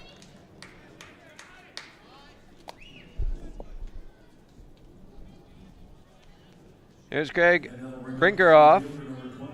Bases loaded, walk to drive and run in the first, to ground out in the third. A hard line drive. Garcia couldn't make the play, so it goes into right field. A 1-out single for White. Street back to pitching for the stretch.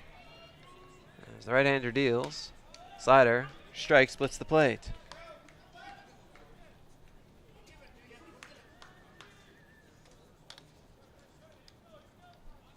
Of course, whether Street settles down or not, the Bronx are trailing right now. They're down 4-2. They need to score some runs. Slider strike inside corner, 0-2. They got those 2 in the first. But since then, they've had 3 base runners, 2 with 2 outs in the third. Got him in at first and second. And had 1 more in the fourth at first, but that's it. Evans has done a nice job of settling down. Street deals a fastball low, 1-2. Bronx are going to need to find a way to break through against him.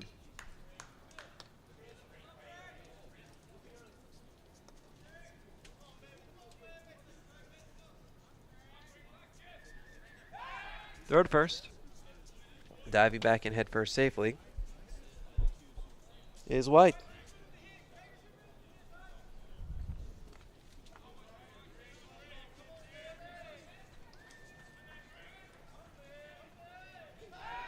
Another throw to first, and again, backing on his belly is White.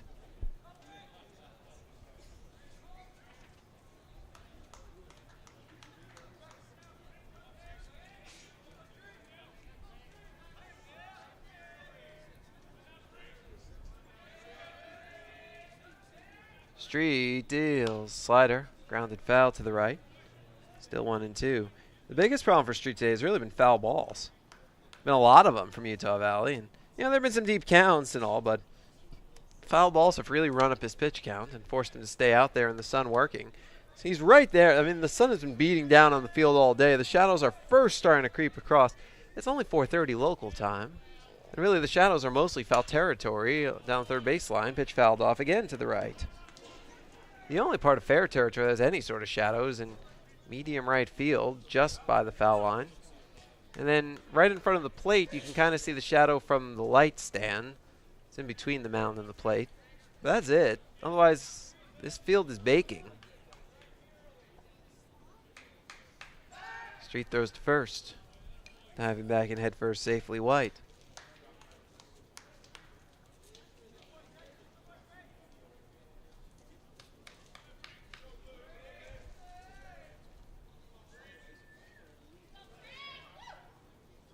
Street deals. Fastball darts outside, 2-2. So that's helped to run up the pitch count. And Coach and I talk about it all the time about what does pitch count actually mean? Who came up with the number 100? And it's certainly not 100 that you're necessarily looking at today, but just from what we've seen, it's been a hard day for Street. Pitch is swung on and missed out in front of a changeup. 4 strikeouts for Street. 2-away in the 5th. That'll bring up Grayson Bogdan, 1 for 2, an infield RBI single in the 1st. But don't put it all on Street. The Bronx have to score runs.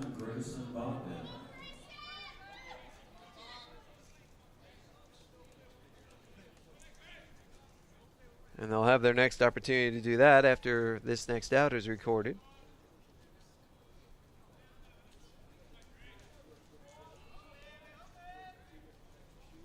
Street deals a fastball. Down the middle for a strike.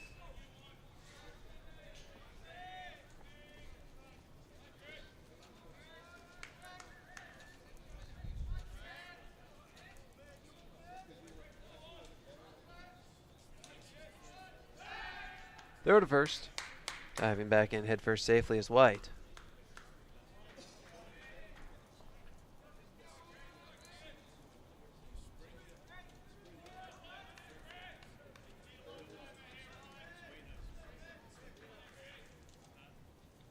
Street deals, slider, outside, 1-1.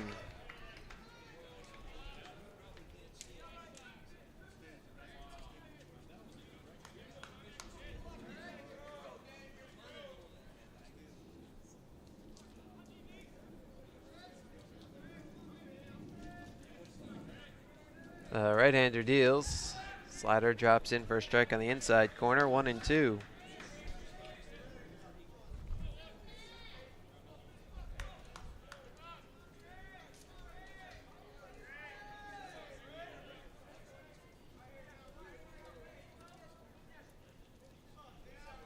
Right-hander deals, swing and a miss.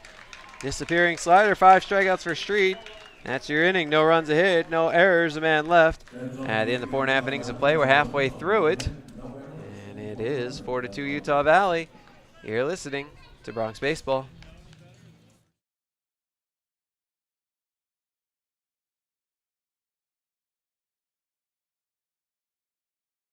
They are the dreamers and the promise of the future. They are the hope who will lead us to tomorrow. They are the givers who have the passion to serve. They are the visionaries who will celebrate discovery. They will make a difference. They will change South Texas.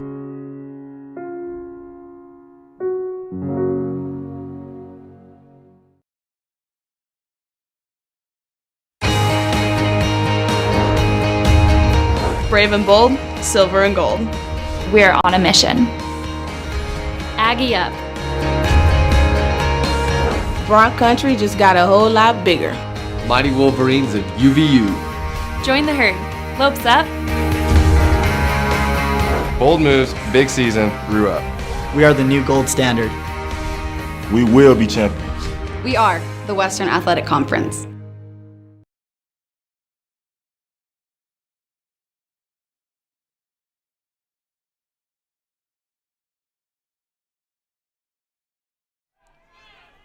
Back we are at Cubs Park. Jonah Goldberg riding with you. Bottom of the fifth. Bronx down 4-2.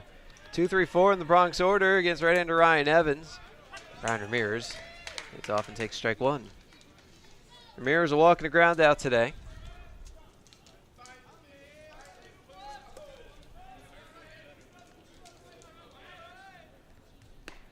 Slider. Strike on the outside corner. 0-2 on Ramirez.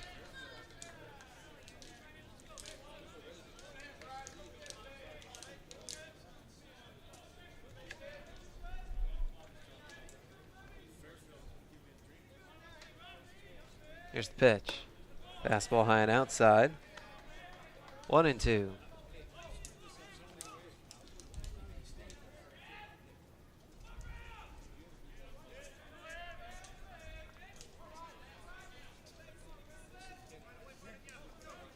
Evans deals. Bounces it up to the plate. 2-2.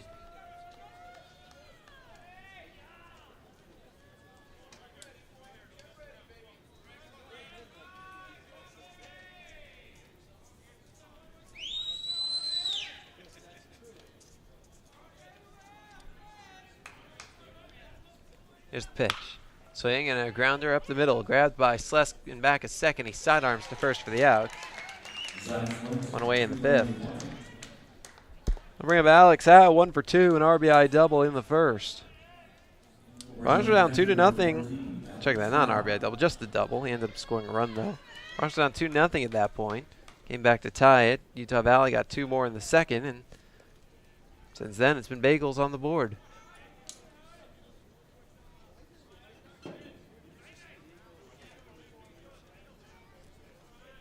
Evans deals. Swing and a miss out in front of a changeup.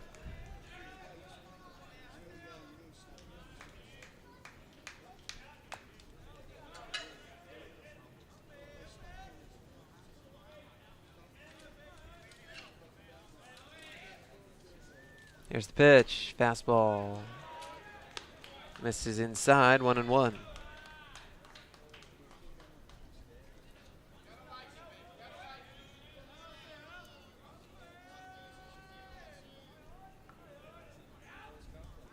The right-hander deals. Curveball outside. 2-1.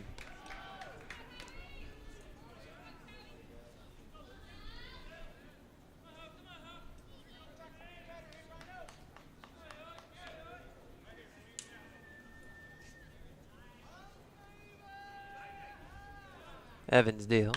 Fastball rocketed outside of first. Down the line, and the count 2-2.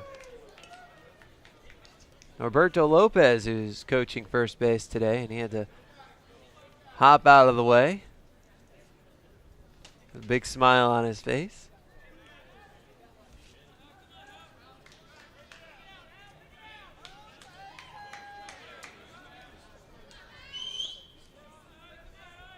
Evans deals.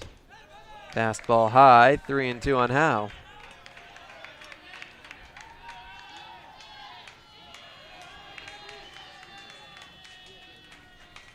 Bronx looking for a base runner.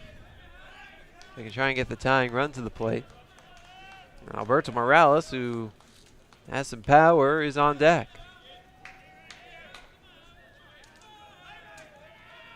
The pitch. Inside, ball 4, he walked him.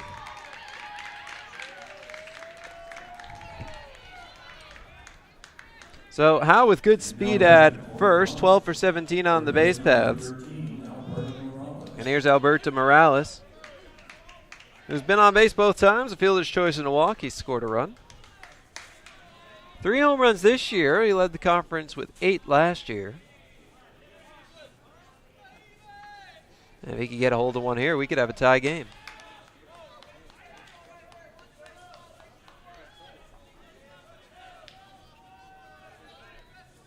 Evans deals. Fastball outside.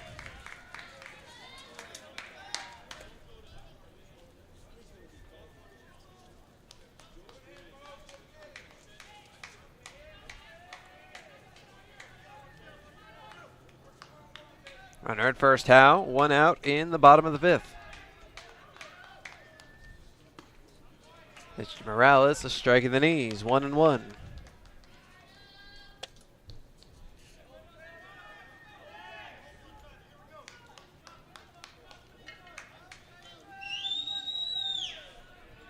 Evans stares in for the sign.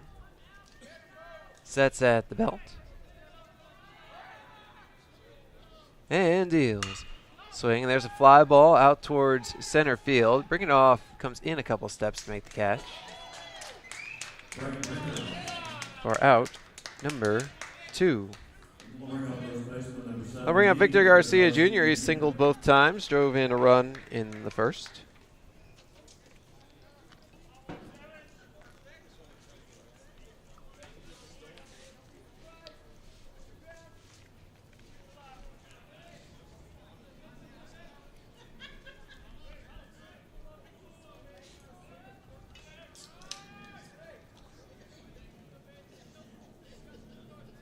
Here's the pitch. Fastball up high. Garcia, 9 doubles this year. A lot of no doubles defense been employed by Utah Valley all game. Their outfield, I feel like we're beating a dead horse, but they're so deep that they wouldn't be in the stadium in Edinburgh. Or they would be part of the wall, or in the bullpens. And it is a spacious outfield, pitch inside 2-0, but I mean it's worked for the most part. Saved the first. Wind's blowing out towards right today. Pitch fouled back to the screen. There's a rare opportunity for Garcia, at Edinburgh Baseball Stadium. It really favors left-handed, or check that, right-handed hitters in terms of power, but here it seems to favor left-handed power hitters. You can take aim at right field. That's probably why right field goes deeper in straightaway right, or in right center anyway, than it does in left center, because the wind blows out that way. Equalizes it, throw to first, nothing doing.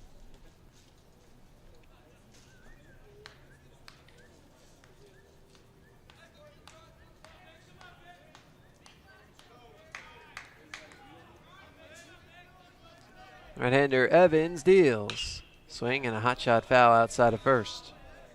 Hits off the tarp and caroms towards right. Someone will pop out of the Utah Valley dugout to go track it down. The count 2-2. 2 outs in the bottom of the 5th with Howe at first. And the Bronx down 4-2.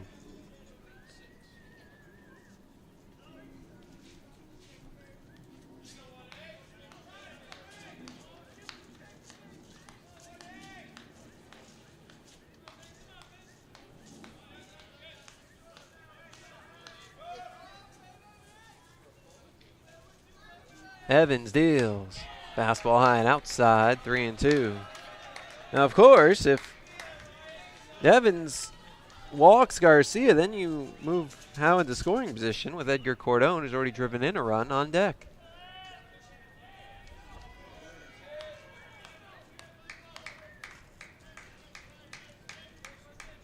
Evans has slowed down a little bit in this inning. Howe digs in. And Evans deals, runner goes, and the pitch is hit in the air, foul to the left and out of play.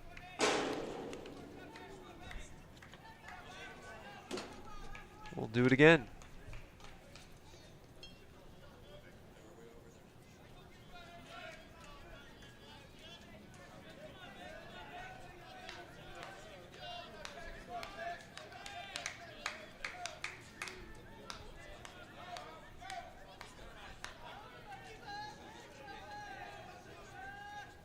Runner goes, pitches outside, ball forward, walked him.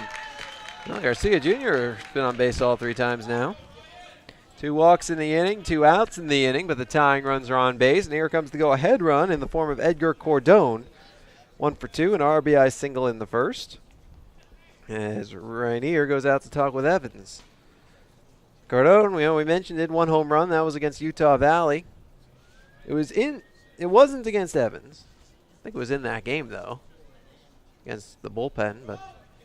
Now batting for the Bronx, the DH number 26. Cordone's got some pop.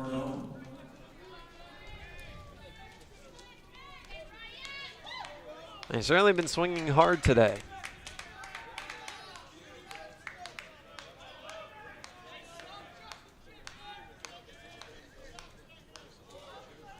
Evans sets at the belt and deals. Fastball high. And that will bring associate head coach and pitching coach Dave Carter out from the dugout for a visit.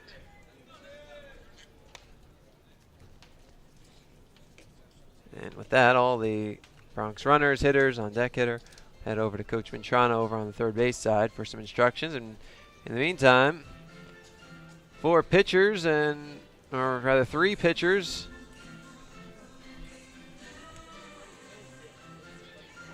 and 2 catchers are heading down to the Utah Valley bullpen. So it's possible action's about to begin down there.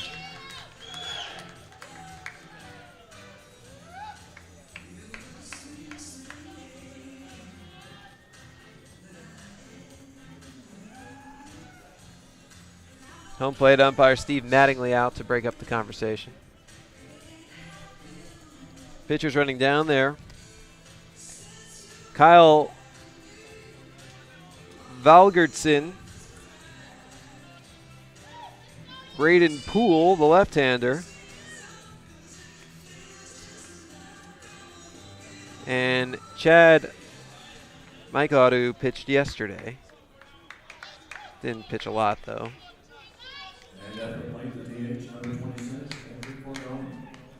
Action begins, but the pitchers. Cordone hits a fly ball out towards right field, making the catch Moish. And just like that, the inning is over. No runs, no hits, no errors, 2 left at the end of 5 innings of play. It is 4-2 Utah Valley. You're listening to Bronx Baseball.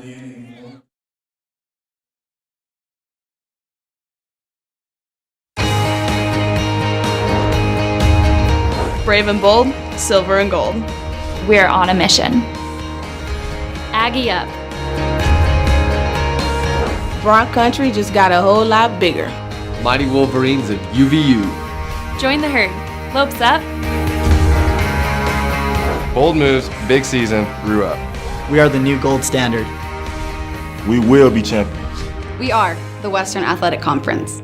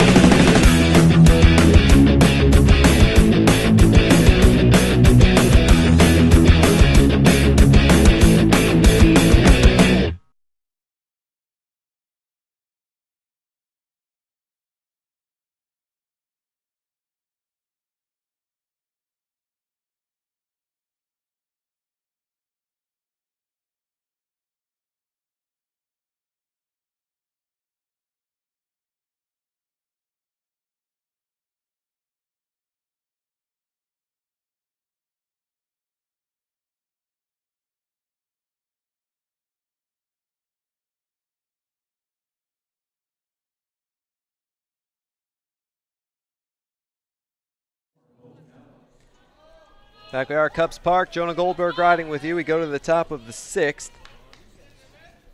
And it's 4-2 Utah Valley. Sam Street deals a strike to Bo Callis. Callis is grounded out and he is struck out today. 1 of 5 by Street. That was Street's 101st pitch, his 67th strike, so the percentage is about right. Pitch outside. 1-1. I mean, 2/3 of his pitches for strikes, which is what Street does. It's the right-hander deals. Swing and a miss. Pumped a fastball by him on the inside. 1-2.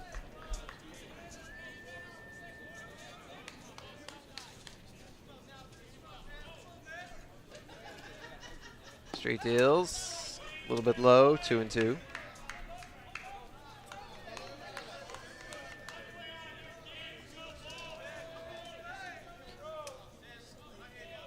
Street could use a quick inning here as the right-hander deals. Fastball, strike 3 called on the outside corner. 3 straight strikeouts for Street. That's 6 in the ball game. 1 away in the 6th. Coming up, the shortstop, number 2, Zach Slask. Here's Zach Slask. Single and a run in the 2nd. He was plunked in the 4th. Thrown out trying to score. That was the play in which Alex Howe blocked the plate so beautifully. Street deals the slider inside.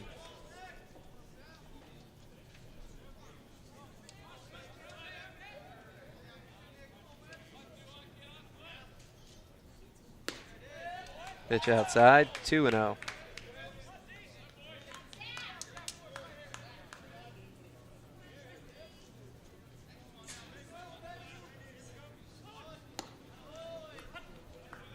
Pitch comes down the middle, a fastball strike.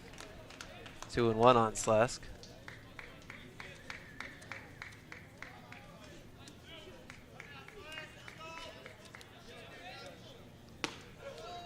Same pitch, same result. 2-2.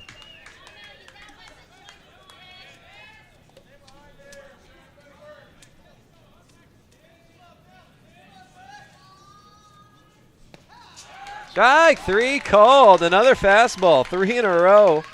4 straight strikeouts for Street. He's got 7 today. And they're 2 away in the 6th. Back to the top of the order we go in Cade Andrus, who's 3 for 3, a single, 2 doubles, an RBI, 2 runs scored. Entered the game hitting .210 with just 4 doubles. He's got 2 more today. Pitch foul, tipped at the plate.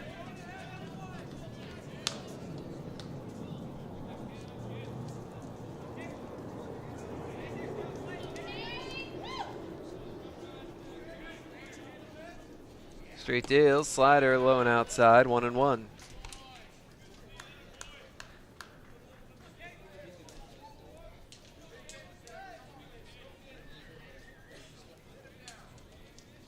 Right-hander deals, fastball down the middle for a strike, 1-2.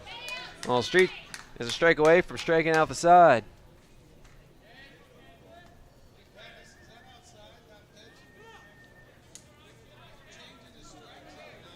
As the right-hander deals, slider, swinging a chopper to third. Morales fields, sets, fires, got him! What? They called him safe.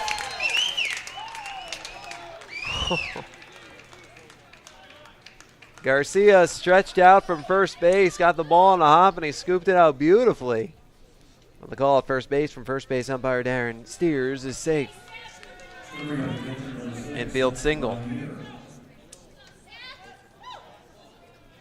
That was a close play, but now Andrus is 4 for 4. And here's Seth Rainier, who's 0 for 3.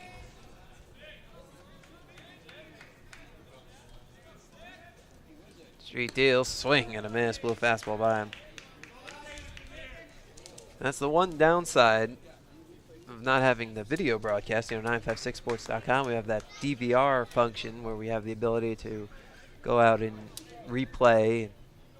Usually a few seconds after it happens, I can check it on my computer and say, okay, yeah, I was wrong, or yeah, I was right. And you don't get that, unfortunately, now. But and look, Steers is also a lot closer to the play than I am. He's right on top of it, so you have to go with that. Street throws to first, and back in standing up is Andrus.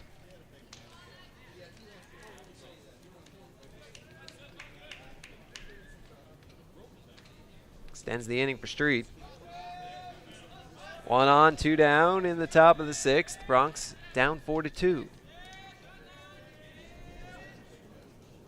Street deals. Changeup floats outside, 1-1.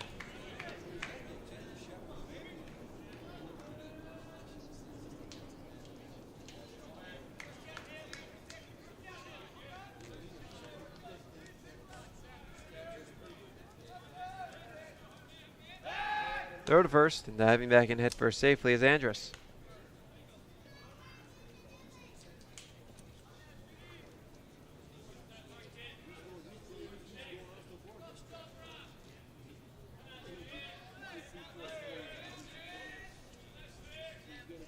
Street deals. Fastball low and outside, 2-1.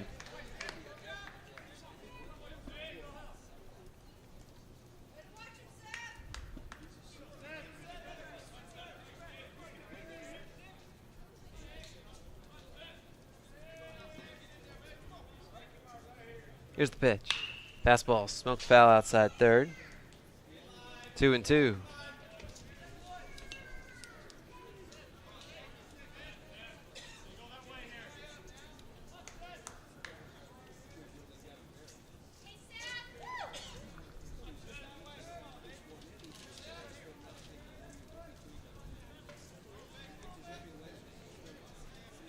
Right here. Well, throw to first instead. And diving back in head first safely, Andrus.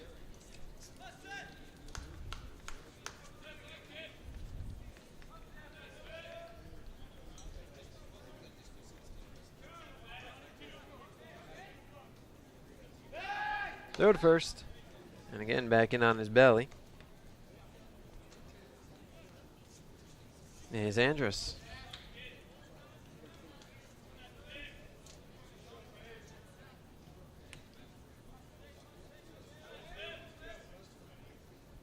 Street throws to first. And again back to the bag. Head first. There's Andrus. Street a strike away from getting out of the inning.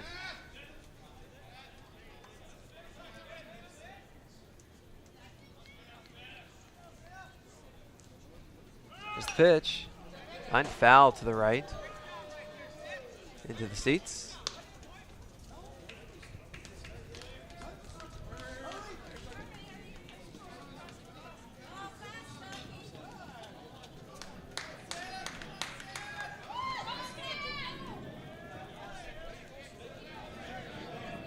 And we're going to do it again. That's what I'm talking about, all these foul balls.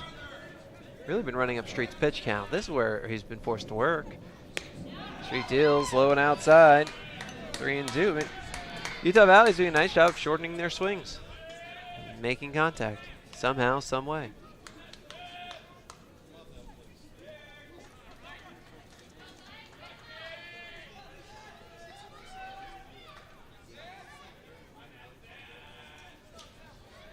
Street deals. Fastball foul tipped at the plate. We're going to do it yet again.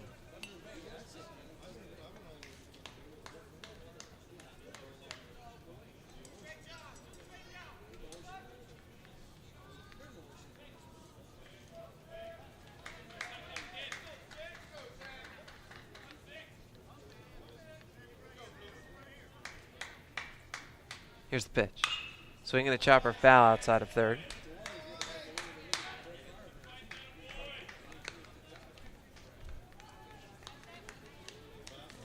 And this at bat is going to see a ninth pitch.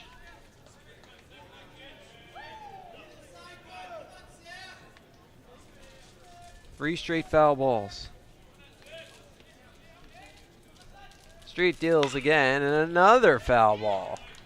Grounded to the left this time, and this at bat's going to see a 10th pitch. And this is what Utah Valley has done so well. I mean, yeah, they scored the 4 runs. But even when they're not scoring, they're not letting Street off the hook. With the exception of the 3rd inning, none of these innings have been quick. That's because of foul balls. Swing and a miss at a slider. 10-pitch strikeout. 8 strikeouts for Street, and the inning ends. No runs a hit, no errors, a man left. At the end of 5.5 innings of play, it's still 4-2 Utah Valley. You are listening to Bronx Baseball.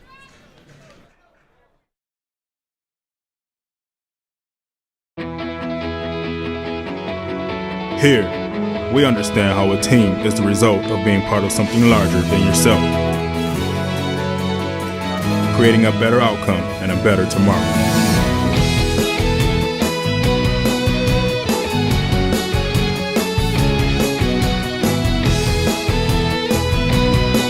Doctors Hospital Renaissance is proud to support the University of Texas Pan American Bronx. Dr. Pena, does LASIK surgery work? LASIK surgery is America's most frequently performed elective procedure. In fact, I've helped thousands of patients see better. Dr. Pena. Call me Raulito. Thousands and thousands. Raulito, are you sure? Is that thing on? Yes. Follow me. I had to put him somewhere. It's a big project. That's a lot of successful operations. Call Dr. Raulito Pena at 661-UC. The phone keeps ringing. Gotta make room.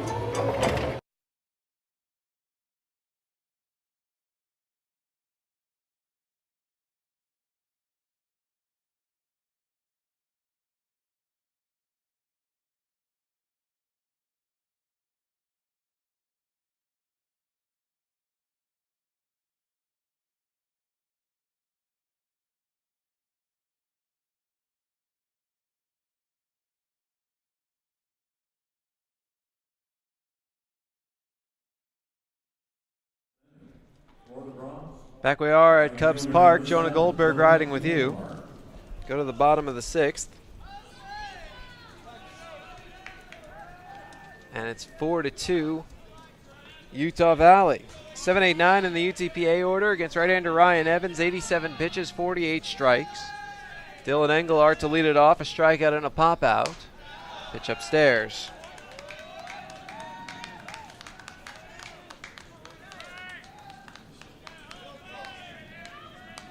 Bottom third of the order is combined 1 for 6 today. Pitch, fastball inside. 2-0. Bronx bullpen is staffed.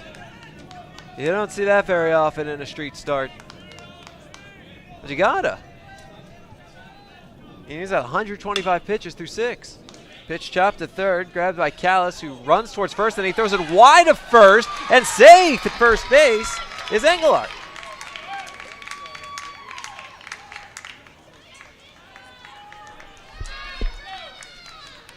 Well, Callis, I guess he had trouble getting a grip or something because he took a bunch of steps towards first before he threw it.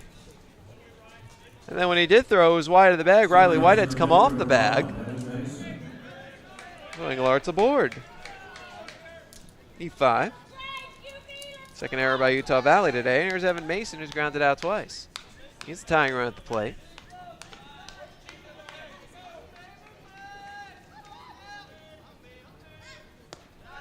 Pitch misses low. Bronx carried 13 pitchers on the conference tournament roster.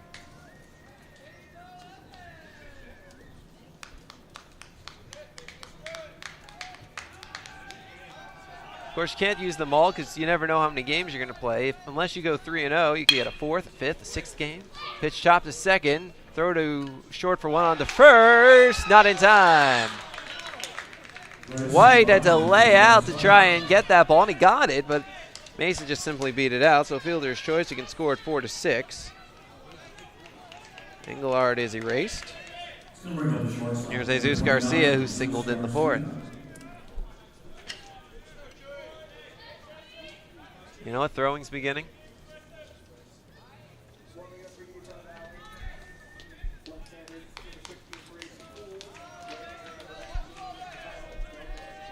Double barrel action in the Utah Valley bullpen as well.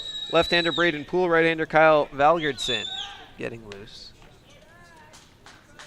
I cannot see who's throwing for the Bronx in their bullpen just beyond the left field wall. There are 2 players throwing.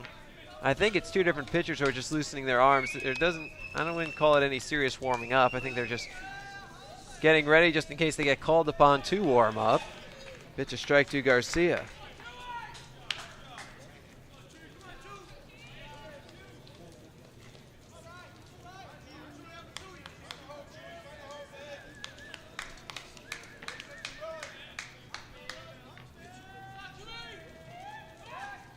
throw to first, and diving back and head first safely is Mason. He had a pretty healthy lead. Mason 6 for 10 on the base paths this season.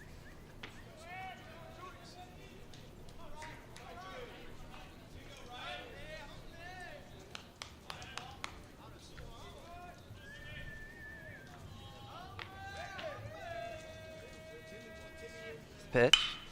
Fastball, line drive, right field. Caught by a sliding Moish.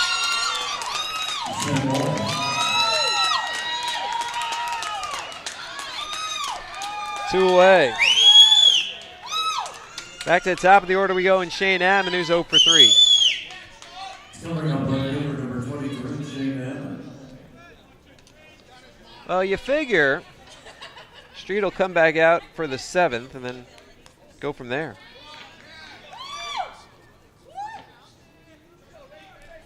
His shortest outing of the season this year is 7 innings. He's never gone less than 7. Pitch fouled off to the left. His high water mark in pitches is 151. That was against New Mexico State in a 9-inning complete game back March 21st. He went 10 innings against Grand Canyon. That's his career high. Only needed 110 pitches to do that. He's broken 125 pitches 8 times this year. So it's not like it's unfamiliar territory, but Coach Matrano doesn't like to let him go much beyond 135 pitch a strike. And the idea being that if you throw 15 pitches an inning, which is fine, that's a normal amount, then 9 innings is 135. So he conditions his players to be able to throw 135. At least that's the idea. Now if those 135 come in less than 9 innings, then probably had to work harder to get there too, so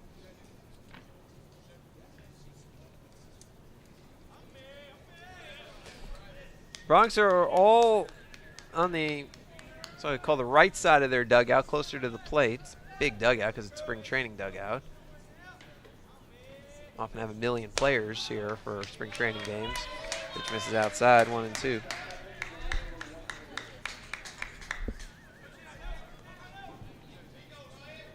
And Bronx have done sometimes in their attempts to get their team to rally is they'll all huddle together in one spot of the dugout. Runner goes, pitches grounded to second. Bogdan fields and throws to first for the out. And that's the inning. No runs, no hits, 1 error, 1 left. At the end of 6 innings of play, it's 4-2 Utah Valley. You're listening to Bronx Baseball. It's the Red Tack Sales event at South Texas Buick GMC. Come in today and claim your Red Tack cash on just about all of our Buick and GMC inventory. It's the Red Tack Sales event at South Texas Buick GMC. Not the biggest, just the best.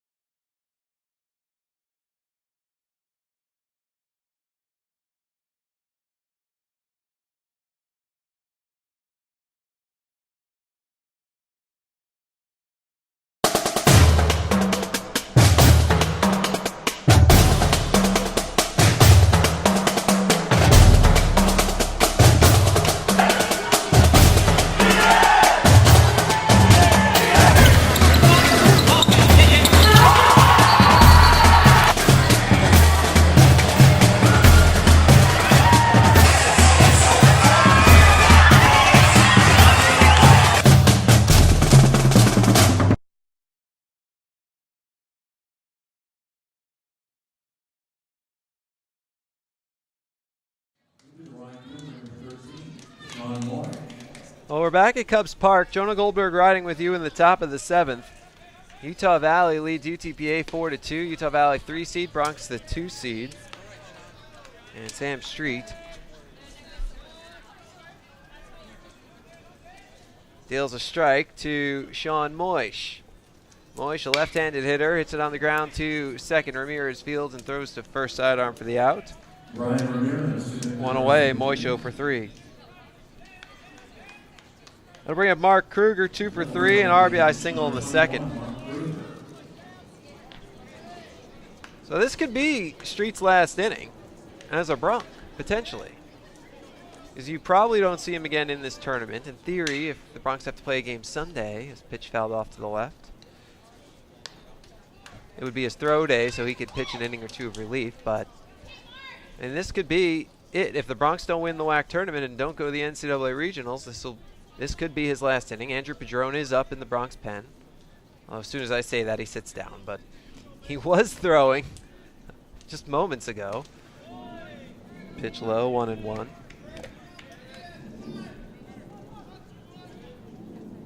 Next pitch will be number 130 for Street, and again, he's gone 151. Just don't know. This pitch is outside, 2-1, because it's come in a smaller period of time. Like 151, that was through 9 innings. This is, 130 through 6 1/3. So you just don't know how far they will let him go, how he's feeling down there, because we're not in the dugout. Breaking ball. This is outside, 3-1.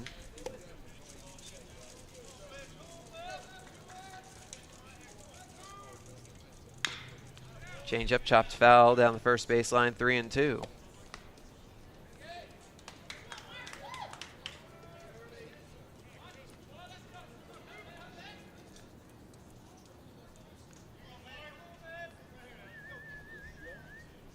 Here's the pitch, fastball off the end of the bat, a fly ball down the left field line. Ammon gives it a long look, out of his reach, drops in foul territory, he slides, and he can't do anything with it as it kicks off into the wall. It doesn't end up mattering. It's a double either way.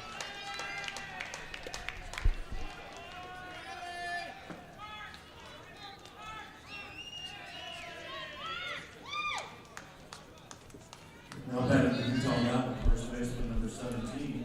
Here's Riley White, 1 for 3, singled in the 5th, and just like that, stirring in the Bronx bullpen again. Yep, and Andrew Padron's going to start throwing again.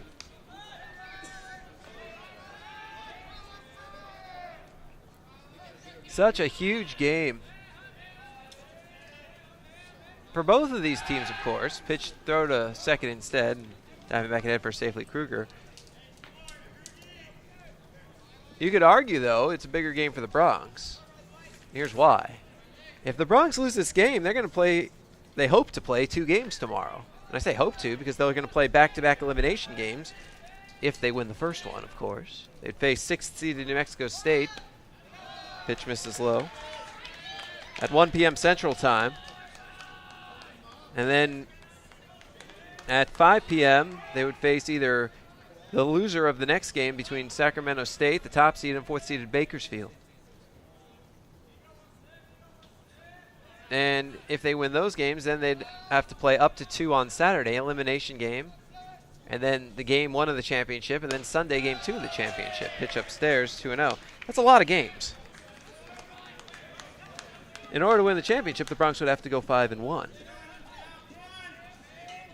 winning their last 5.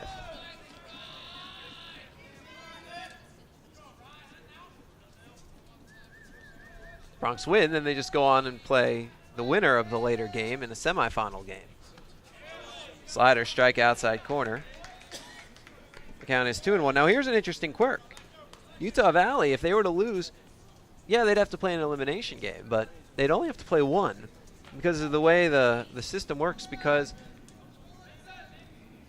if Bakersfield, if they lose today,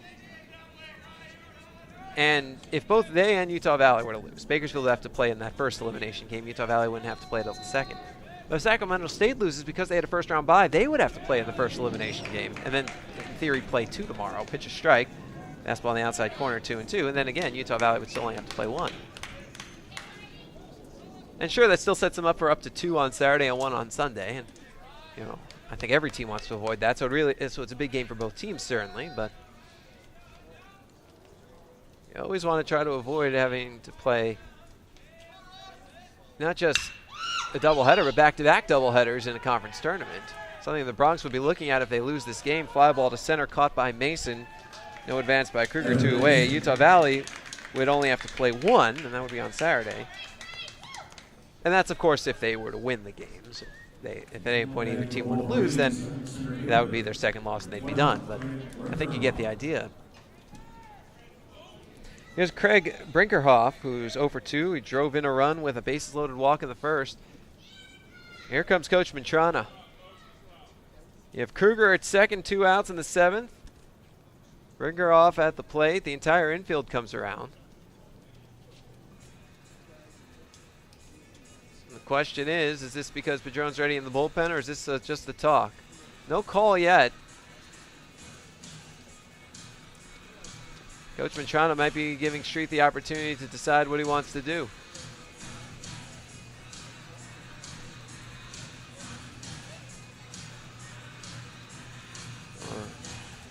Conversation comes to an end. Coach Mantrana heads back to the dugout. Sam Street will stay in. He's got at least one batter left.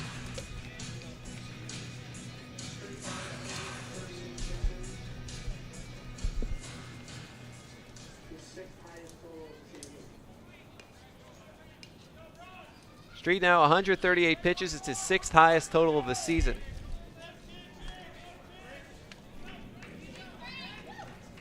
He's done it in 6 2/3.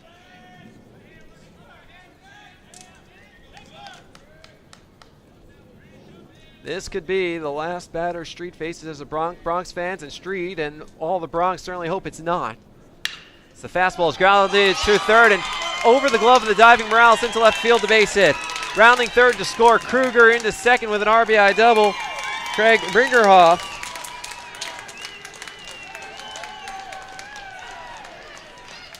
It is now 5-2 Utah Valley, and that is a new season high in runs allowed by Street. I'm going to have to look it up to see when the last time he allowed 5 runs was. I can't think of it.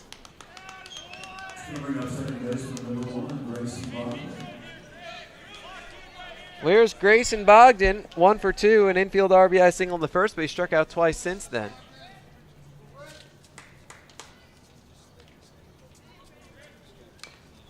Excuse me, swing, tapper, foul at the plate. 140 pitches, Street's 3rd highest total of the year.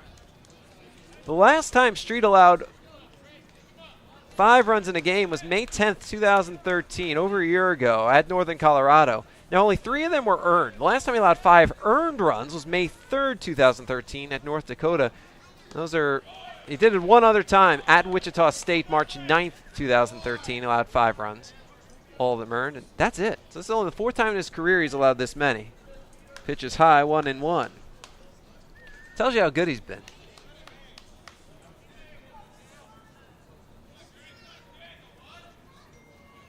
Street deals. Fastball fouled off to the right. 1-2.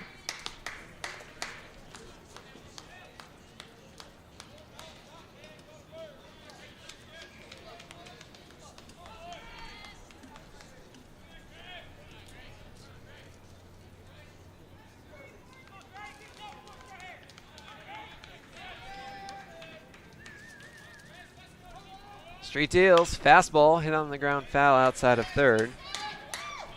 It is still 1-2.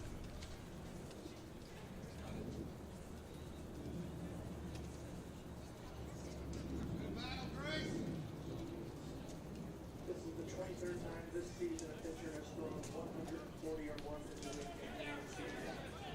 in 23rd time this season a pitcher has thrown 140 or more pitches in the NCAA. Saying Street's done it, what did it say, 3 times? My guess is he leads the nation in that category. See if they announce that. Street deals. Slider reach out for and poke down the right field line. That's a fair ball base hit. Rounding third and headed home to score is Brinkerhoff. RBI single Grayson Bogdan. And it is now a 6-2 ball game. 6 earned runs against Street today. And here comes Coach Mantrana. This is the first time that, you know what? It is not the first time. It is the second time Street has ever allowed 6 earned runs. The last time was in a complete game win against NYIT in the Great West Conference Tournament last year. Well, this is the second visit, so Sam Street is going to leave the mound with his shortest start of the season and a career-high tying 6 earned runs allowed. And while it certainly hasn't been the start that Street could have envisioned in what may be his final start as a Bronc, although he certainly hopes it isn't, and we share the sentiment, he now heads off as Andrew Padron comes in. And the Bronx faithful, of course, give him a round of applause, acknowledging everything he has meant to this program over the last 2 years.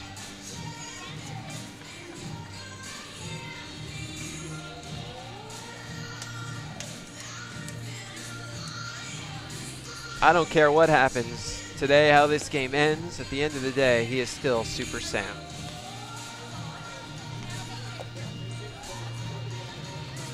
He has had an incredibly special career.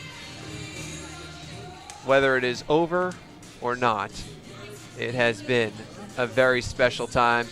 And I, for one, feel privileged for having been able to watch Street for his last 2 years.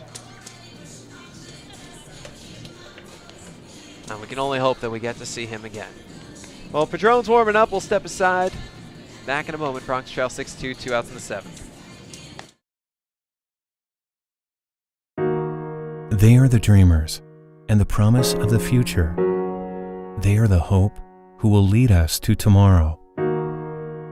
They are the givers who have the passion to serve. They are the visionaries who will celebrate discovery.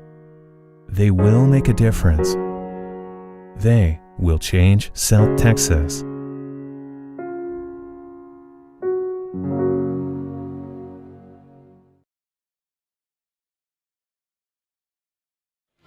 Back at Cubs Park, Bo Callis digs in against Andrew Padron. First pitch, grounded foul at the plate. It's a defensive change for Texas Pan American. Now pitching number 39, Andrew Padron. Padron, 2-3 with 2 saves and a 2.79 ERA. 19 games, 2 starts, 38 2/3 innings, 34 hits. So 5 fewer hits than innings pitched. Opponents batting .243 off him. He struck out 19 while walking 14. Throw to first. 144 pitches by Street is the most by a pitcher this year in the NCAA that did not complete 7 innings.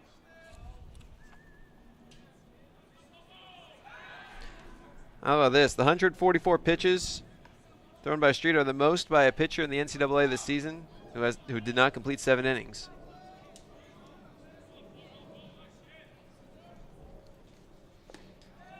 Pitch misses, so it's a strike. Fastball on the outside corner, 0-2.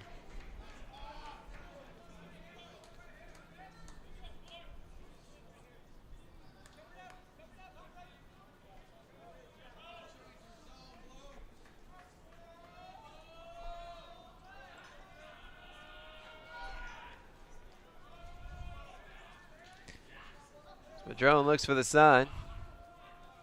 Steps off.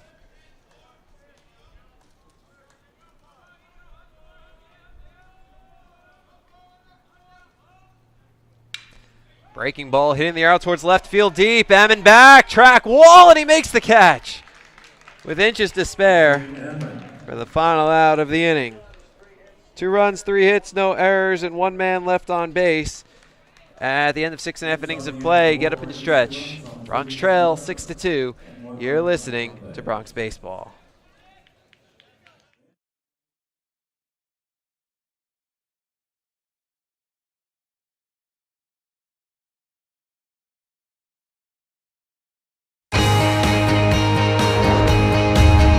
Brave and bold, silver and gold. We're on a mission. Aggie up. Bronx country just got a whole lot bigger. Mighty Wolverines of UVU. Join the herd. Lopes up. Bold moves, big season, grew up. We are the new gold standard. We will be champions. We are the Western Athletic Conference.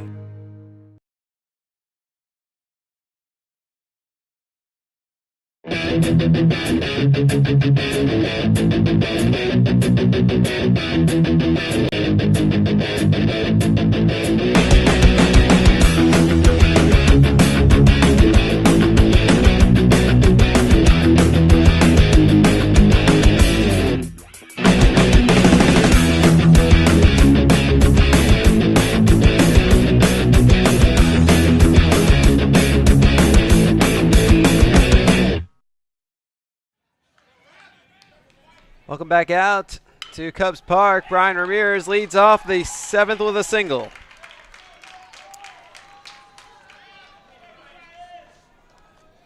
Ramirez, a walk and a single today. He's on, and now here's Alex Howe, who's doubled and walked and scored a run. More throwing in the Bronx pen, but again, I think that's just two pitchers who are throwing to get their arms loose. And a lefty and a righty up in the Utah Valley pen for the last couple innings. Howe digs in. Pitch misses outside. Ryan Evans still out there. So the line on Sam Street is complete. 6 2/3 innings, 6 runs all earned on 12 hits, 2 walks, a hit batsman, 8 strikeouts. After 144 pitches, 96 strikes. In line for the loss would fall to 12-2. Evans deals. Fastball high, 2-0.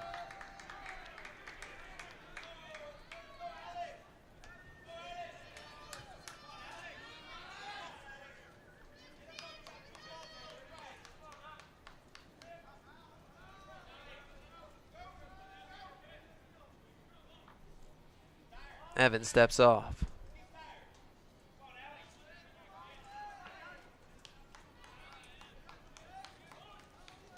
Here's the pitch. Fastball high.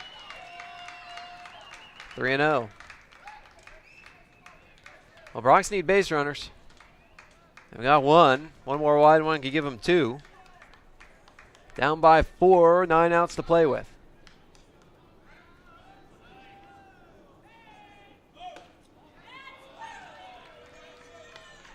Pitch a strike, 3-1.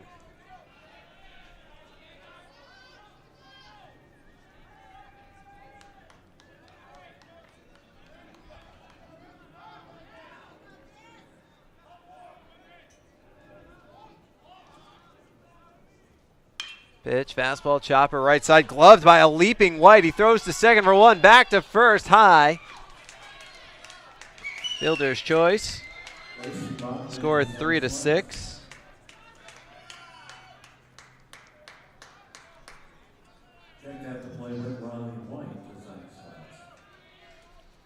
Here's Alberto Morales, who is 1 for 2, reached on a fielder's choice and scored a run in the first.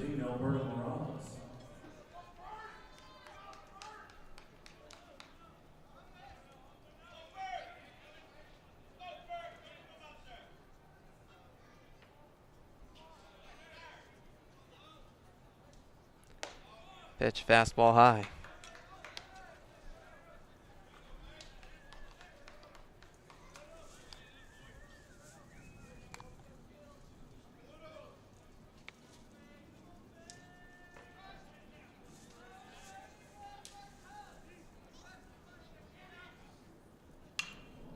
Fastball at the end of the bat, popped foul, straight back and out of play. It's 1-1.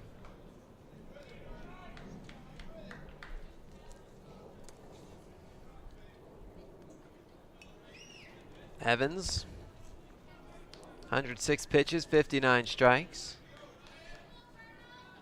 He's walked 4, given up 6 hits, but the Bronx have stranded 8. Pitch a fastball outside, 2-1.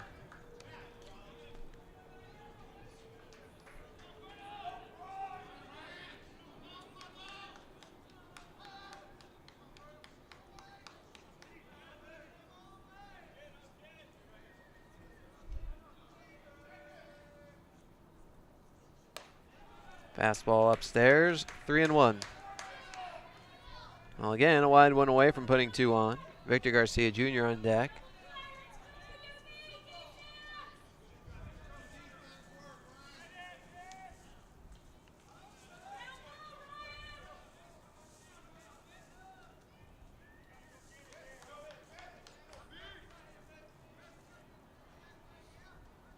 Runner goes.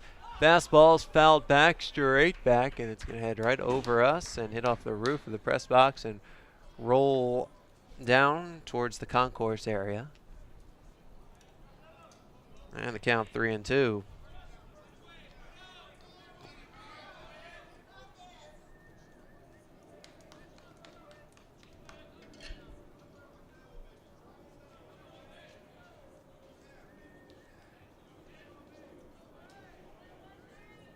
Runner goes. Pitch misses low and outside, ball 4. He walked him.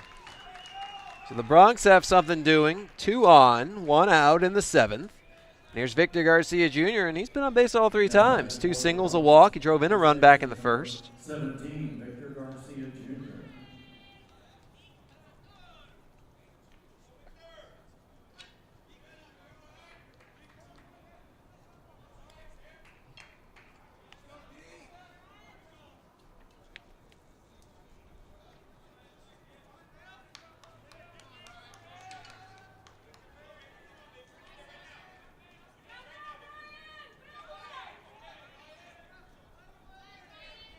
Evans deals. Fastball. Fly ball deep second. Bogdan out. Waiting on the outfield grass to make the catch. 2 away. I'll bring up Edgar Cordon, 1 for 3, an RBI single in the first.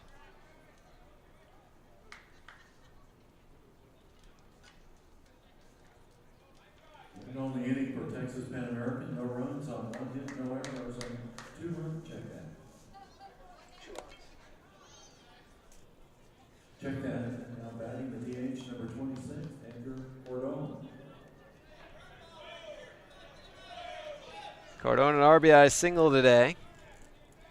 Single here means another run. And he looks at a fastball strike on the outside corner. Of course, Utah Valley's going to go as long as they can with Ryan Evans, especially now that they have that 4-run lead. You know, they had to run through 5 pitchers yesterday, and they want to save their pitching as much as possible, especially if they have a chance to be playing in a semifinal game tomorrow. And if they hold on to this game, they will. Pitch outside. 1-1.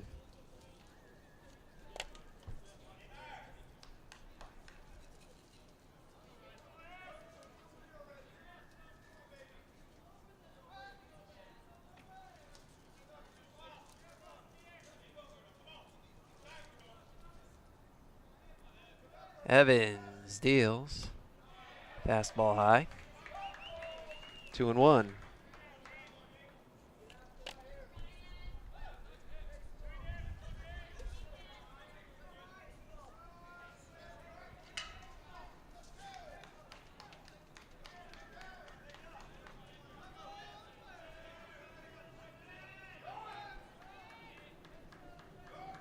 Here's the pitch. Big hack and a miss and a high fastball. 2-2.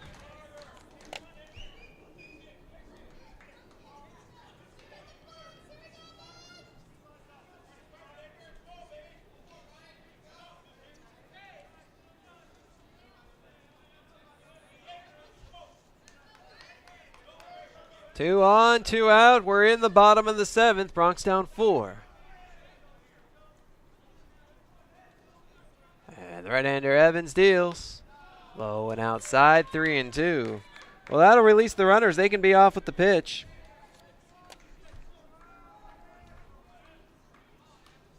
Big gap in left center. They play Cordon to go the other way. If he finds that gap, that'll score 2.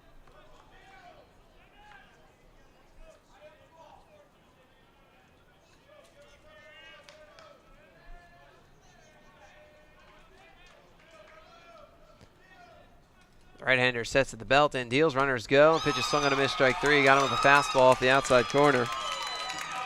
That is strikeout number 2 by Evans, and that's your inning. No runs, a hit.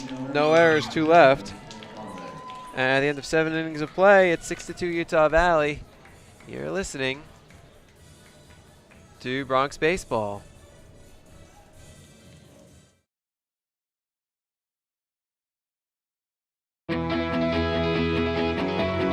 Here, we understand how a team is the result of being part of something larger than yourself. creating a better outcome and a better tomorrow.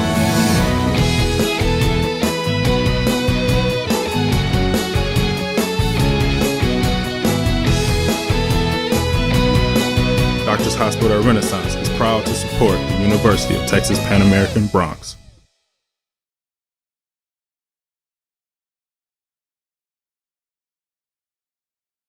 Dr. Pena, does LASIK surgery work? LASIK surgery is America's most frequently performed elective procedure. In fact, I've helped thousands of patients see better. Dr. Pena. Call me Raulito. Thousands and thousands. Raulito, are you sure? Is that thing on? Yes.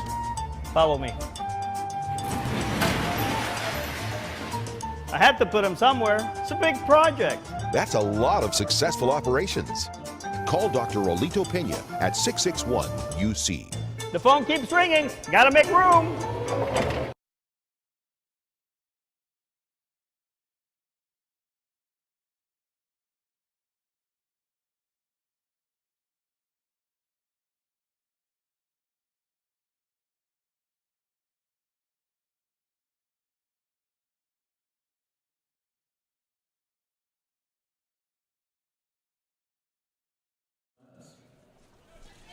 Welcome back out to Cubs Park. Jonah Goldberg riding with you. We go to the top of the 8th, and the Bronx down 6-2.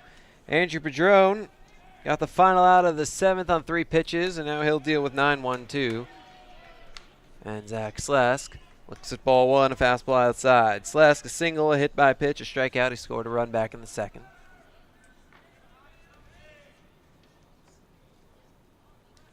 As the right-hander Padron deals. Lone outside to the backstop. It's 2-0. Bronx bullpen is busy, but the way this park is set up, the pitcher's mound is actually obscured by the stands in the bullpen. So I can see the bullpen catcher, but I cannot actually see who's on the mound. That's on both sides for both teams' bullpens. Pitch a strike.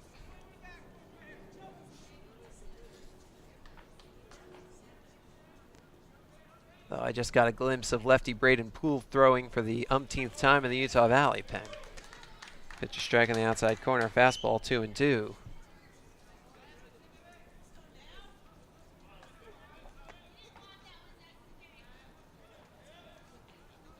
The Bronx lose this game. They face a doubleheader situation tomorrow. A hanging curve, line to left field, base hit.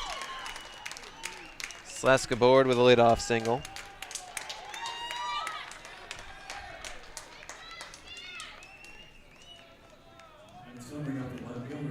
Presumably the Bronx would start Blake English and Alex Henson, but that would be on, instead of just 1 day short rest for Henson, it would be 2 days short. So you wonder if they would try to hold him back if they get to Saturday and start somebody else. But of course you do that, you may not play Saturday. But I mean, at the end of the day, if you're going to win a championship and you lose today, you've got to win 5 straight elimination games. And you have to win them all, so. But you could also only take them 1 game at a time. Change up. Cade Andrus out in front. Andrus 4 for 4, an RBI and 2 runs, 2 doubles as well. So it's an interesting conundrum. You can really only use a starter once because of how, I mean, you'd have to play effectively 6 games in 4 days. Joan deals. Fouled off down the third base line, 0-2. Because of that, you know, it's, what do you do? Do you look at big picture and try and position guys? Do you look at it and say, look, these are the 5 guys I'm going to start in these remaining 5 games, and then set them up in a specific order? Or do you keep them in rotation as the Bronx have? Go English, Henson, because they're the next 2 on the docket, and then use 3 spot starters, as it were, for your final 3 games that you hope you're playing. Or do you use 1 spot starter tomorrow if you have a second game, and then if you have a second game on Saturday, use 1 spot starter there. Keep guys on at least closer to normal routine. No easy answers in coaching. Pitch a fastball, misses outside, 1-2 on Andrus.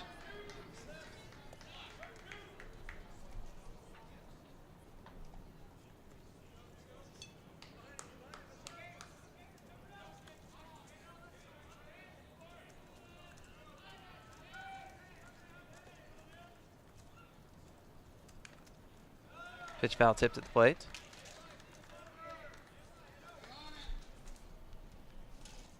Still 1-2.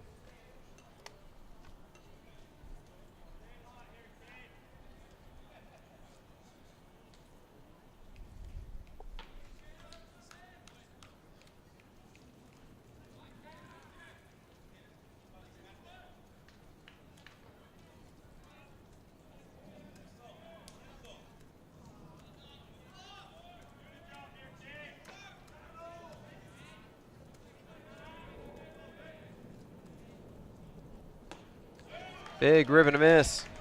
Andrews down swinging. And there's one away in the 8th. That'll bring up Seth Rainier, who's 0 for 4 today.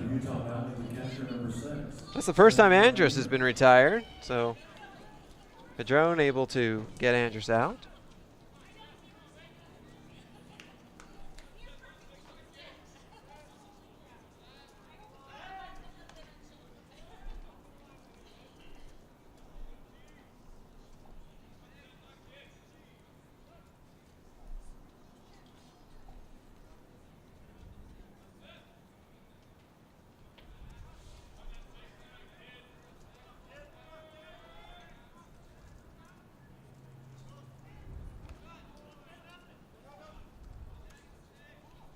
Pitch misses low. 1-0.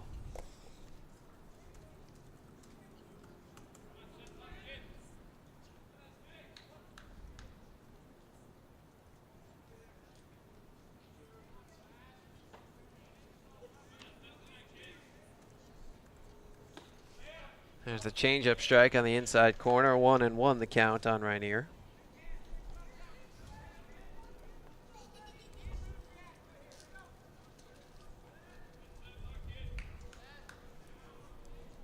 One on, one out. We're in the top of the 8th. 6-2 Utah Valley. Throw to first and diving back in head first safely is Slesk.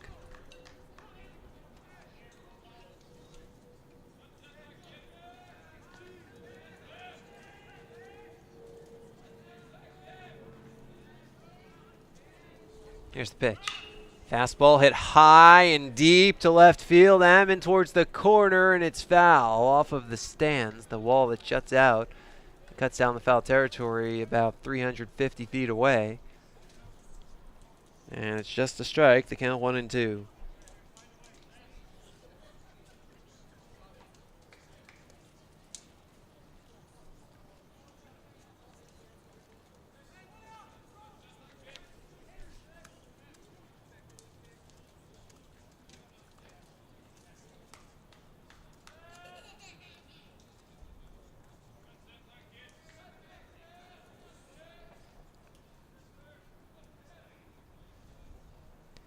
Pitch, changeup, out in front, swing and a miss.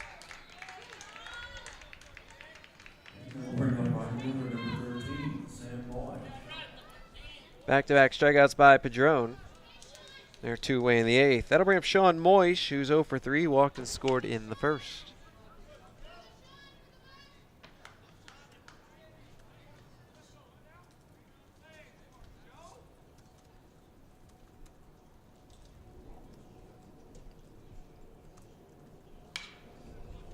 Pitch fouled off to the left.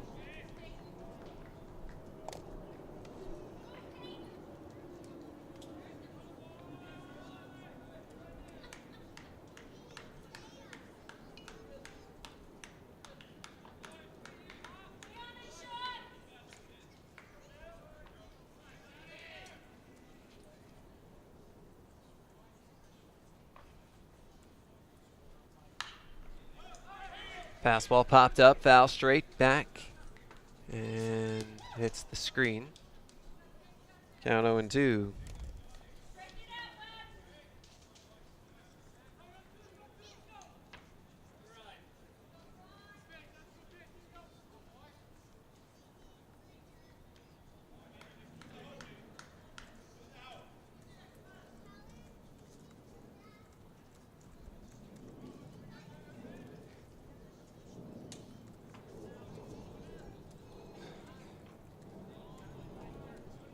Padron comes set, stretches and deals. Pitch out, runner goes. Throw it on to second. In time, they got him. And Sleska's cut down. The inning is over. No runs, 1 hit, no errors, nobody left. At the end of 7.5 innings of play, it's 6-2 Wolverines. You are listening to Bronx Baseball. It's the Red Tack Sales event at South Texas Buick GMC. Come in today and claim your Red Tack cash on just about all of our Buick and GMC inventory. It's the Red Tack Sales event at South Texas Buick GMC. Not the biggest, just the best.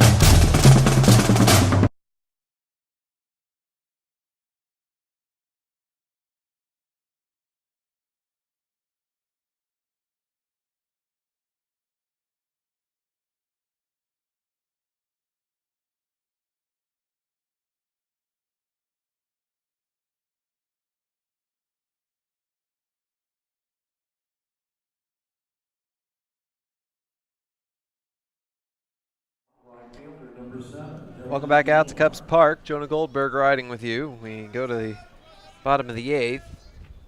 It's 6-2 Utah Valley. Bronx have 6 outs left to play with. Just had a pinch hitter up as Brandon Roush will pinch hit for Dylan Engelhardt. Engelhardt was 0 for 3. This pitch is chopped to second.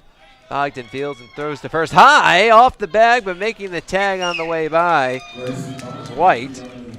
1 away.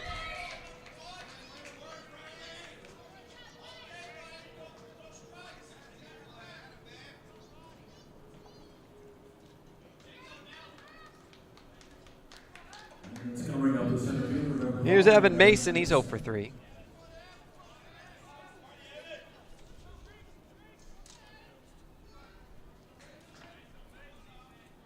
All right, Andrew deals. Fastball outside. Ryan Evans. So about 120 pitches now. 121 actually. Pitch fastball strike on the outside corner, 1-1. 6 hits, 5 walks. One of the hits a double, but he's kept the Bronx off the board since the first.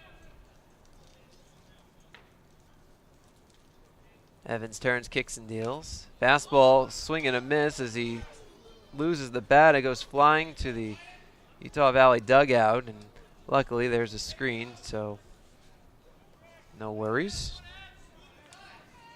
Count 1-2 on Mason.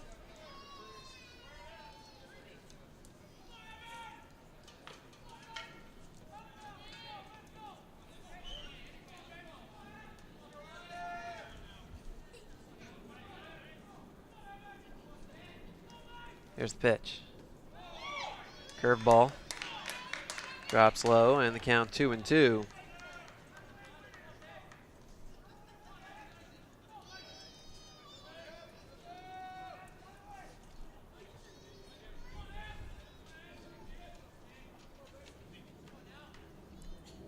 Right-hander deals. Fastball high and outside. 3-2.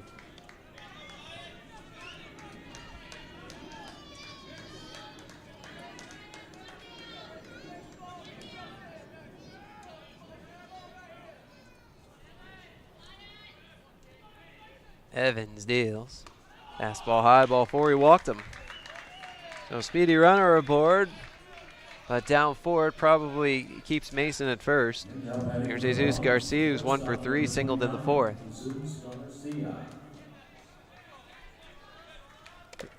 That's the 6th walk issued by Evans.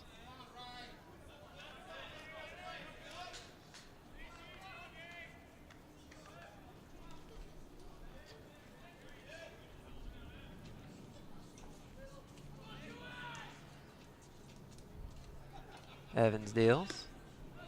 Breaking ball misses low and outside.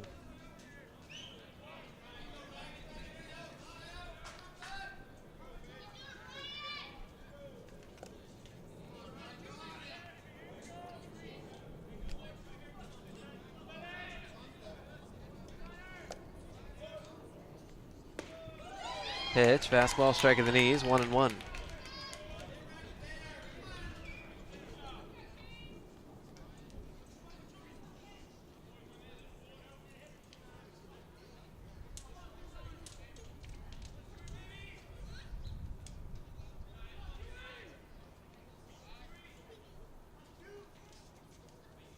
Evans deals.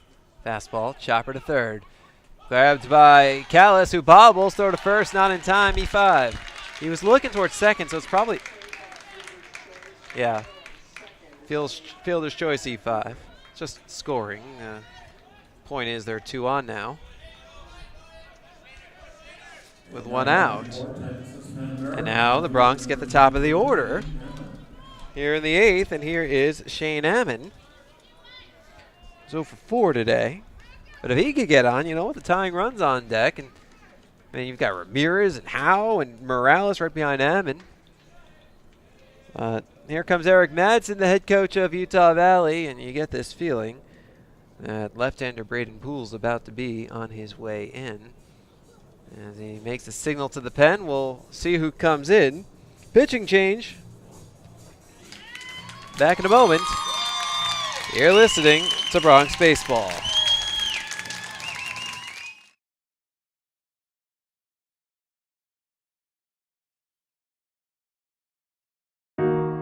They are the dreamers and the promise of the future. They are the hope who will lead us to tomorrow. They are the givers who have the passion to serve. They are the visionaries who will celebrate discovery. They will make a difference. They will change South Texas.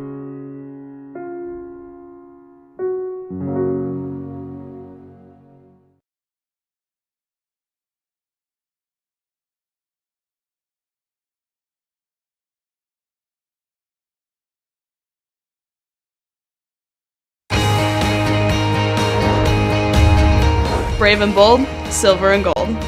We're on a mission. Aggie up. Bronx country just got a whole lot bigger. Mighty Wolverines of UVU. Join the herd. Lopes up. Bold moves, big season, grew up. We are the new gold standard. We will be champions. We are the Western Athletic Conference.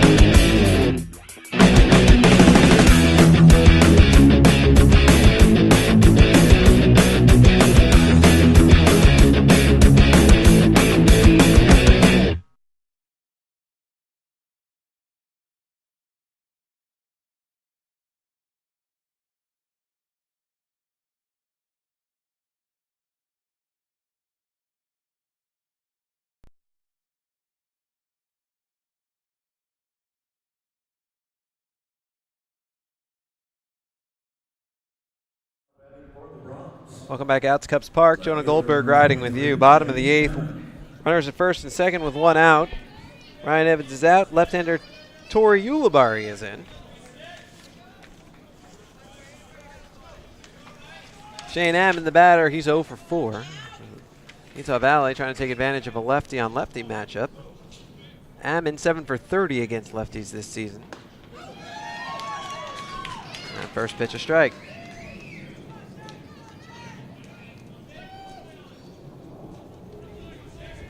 Ulibarri pitched yesterday. He pitched 2/3 of an inning. Walked a batter while throwing 14 pitches. He faced 4 guys. He was the second to last man out of the pen for Utah Valley. Got the final 2 outs of the 8th. Pitch, fastball, dives low and outside. 1-1. Ulibarri 1-0 with a 2.08 ERA.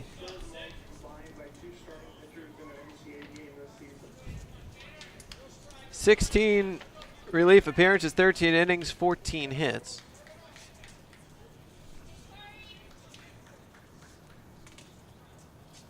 So So a hit per inning. Opponents batting .275 off him. He struck out 8 while walking 7. Pitch is in the air out towards center. Coming in is Briggeroff. It'll dunk in for a base hit. Runners at the hold in case it might get caught. So Mason to third. Garcia to second. Ammon is on at first. And the Bronx have their opportunity with the heart of the order coming up.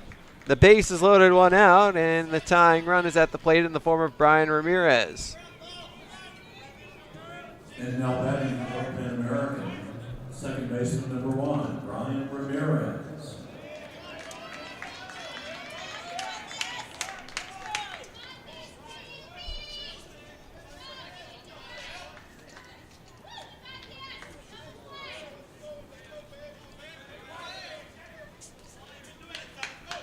Base is full of Bronx. Or 1 out in the 8th. And the pitch. Fastball. Strike on the outside corner. Ramirez has a couple of home runs this season. Both of them were hit at home. Both at big times to help the Bronx secure wins. Ramirez up in a big moment here. Tying run at the plate with 1 out in the 8th. And the pitch. Fastball low. 1-1.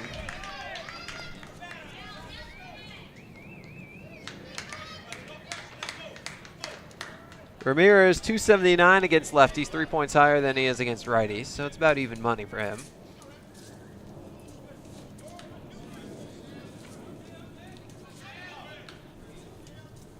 As left-hander deals, fastball, chopper to third, gloved in foul territory, throw to the plate.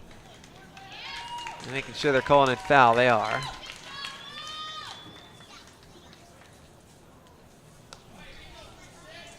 Well, we'll do it again. The count 1-2.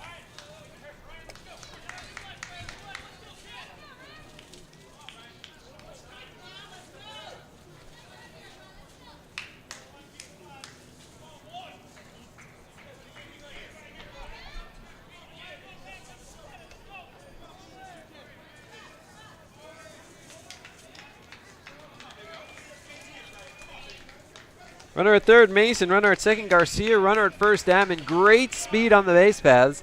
A double could clear them. And left-hander Ulibarri deals. Swing and a miss. Over the top of a fastball.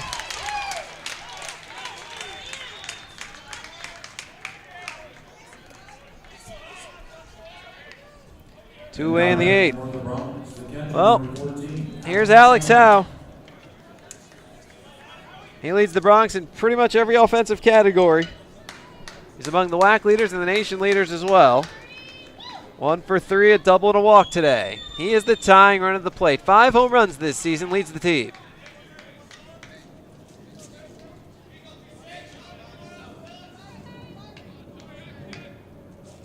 Lefty to lefty. Ulibarri deals. A fastball, strike on the outer half. Howe is destroying lefties this year to the tune of a .420 average. He's 21 for 50. That is 89 points higher. Actually, it's 91 points higher than he is against righties. Pitch. Swing, and there's a fly ball out towards center. It's going to hang up there. Brinkerhoff goes back to make the catch. And that's your inning. No runs, 1 hit, 1 error, and they leave them loaded. At the end of 8 innings of play, it's 6-2 Wolverines. You're listening to Bronx Baseball.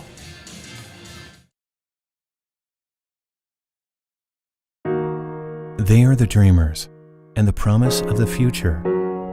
They are the hope who will lead us to tomorrow. They are the givers who have the passion to serve. They are the visionaries who will celebrate discovery. They will make a difference. They will change South Texas.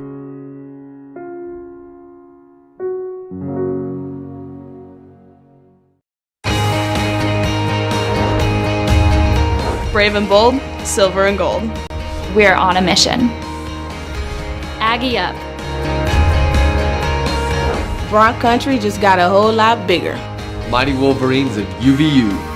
Join the herd. Lopes up. Bold moves, big season, grew up. We are the new gold standard. We will be champions. We are the Western Athletic Conference.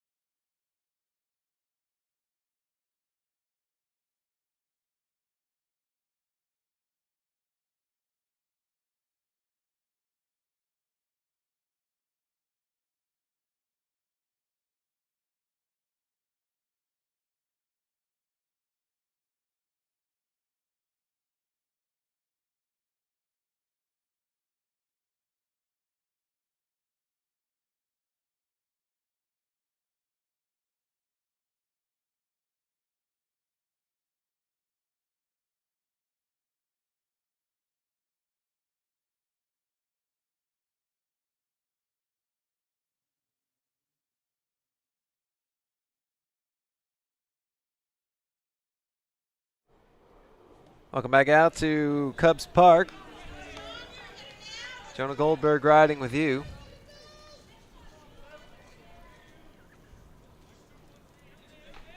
Go to the top of the ninth, 6-2 in favor of Utah Valley. Sean Moish at the plate against Andrew Padron, and the pitch is lined into right field to base hit. One off to Andy Fortuna, who takes over in right field after Brandon Roush pinch hit for Dylan Engelhardt in the eighth.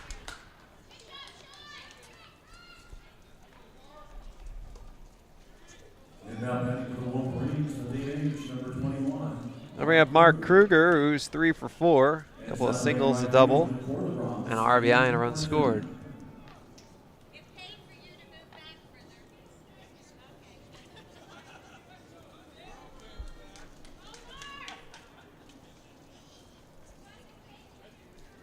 Padron deals.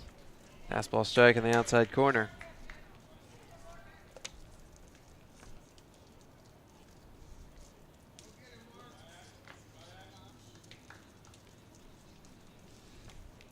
How a quick talk out with Padron.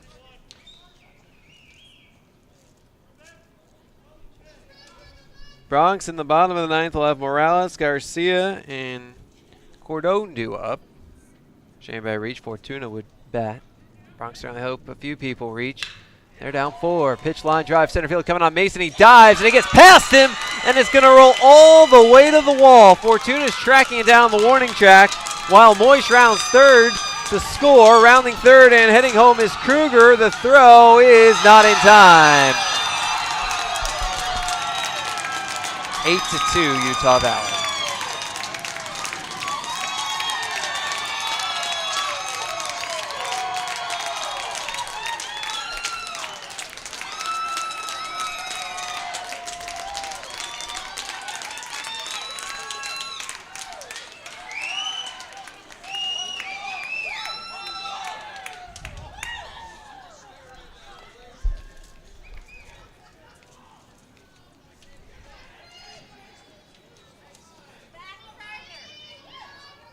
And now batting first baseman, number 17, Riley White. That's Kruger's 7th home run of the year.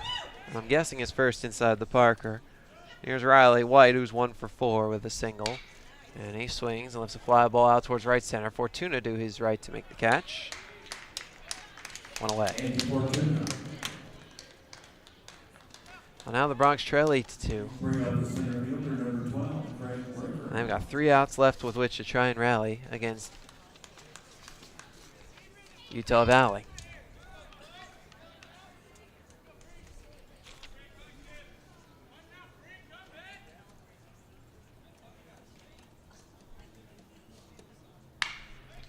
Pitch is in the air down the third baseline foul, 0-1.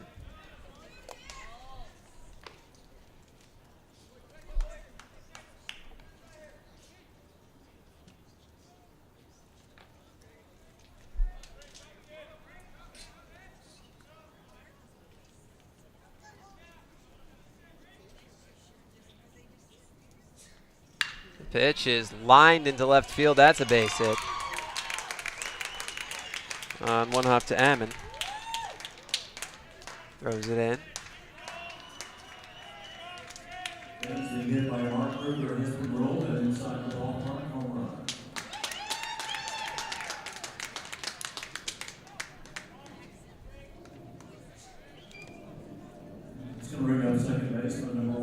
Grayson Bogdan. Here's Grayson Bogdan, 2 for 4, a couple of singles, a pair of RBIs, also struck out twice.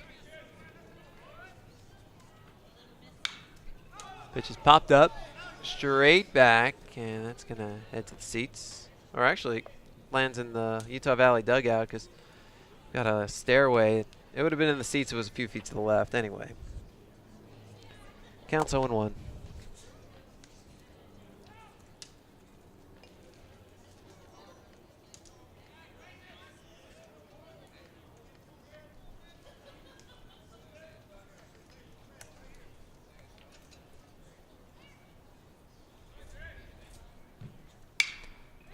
Swing, and there's a fly ball out towards center. Mason in a few steps to make the catch.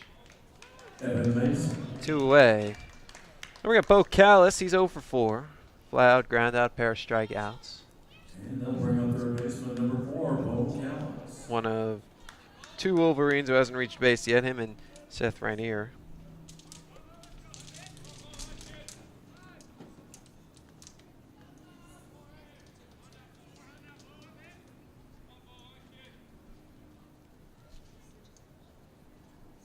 Pitch is smoked down the left field line. Fair, it's trouble, it's fair, it's trouble. It's one hop to the wall. Rounding third and hitting home is Brinkerhoff. The throw comes into third. RBI double Bo Callis. Utah Valley leads 9-2.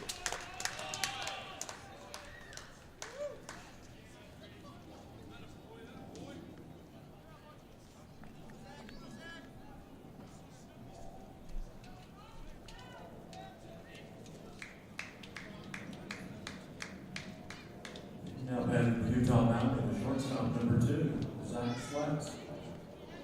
Here's Zach Slesk, who's 2 for 3.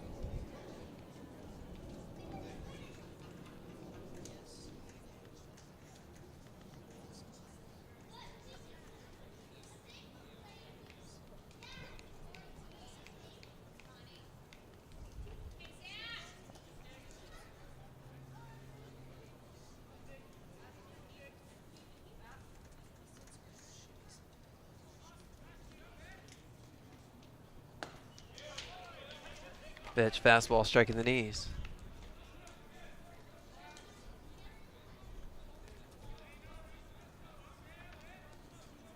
Well, Utah Valley offense has been amazing tonight. Bronx pitching, I mean, they've used 2 of their best arms today, in Street and Padron. Had no answer for the Utah Valley bats for the most part. Pitch low. You know, it's funny, you look at the 3rd, 4th, 5th, and 6th innings. Street held the Wolverines in check. He struck out. He recorded 7 of his 8 strikeouts in those 4 innings.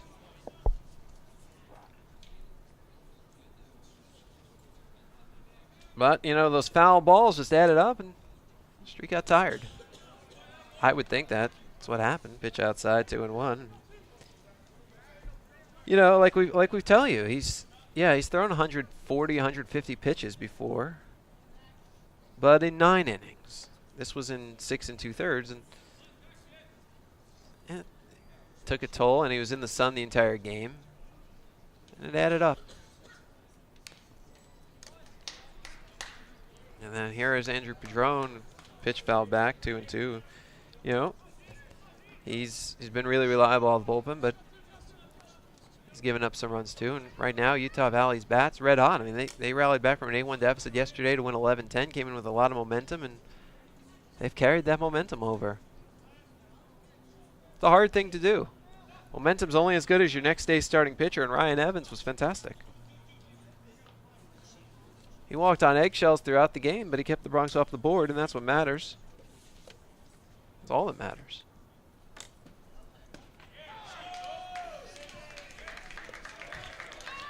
Slesk goes down fishing. That's your inning. 3 runs, 4 hits, no errors, 1 left at the end of 8.5 innings of play. 9-2 Utah Valley. You're listening to Bronx Baseball.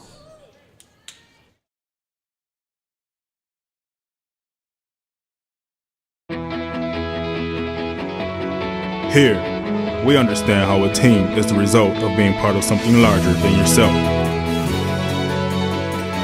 creating a better outcome and a better tomorrow.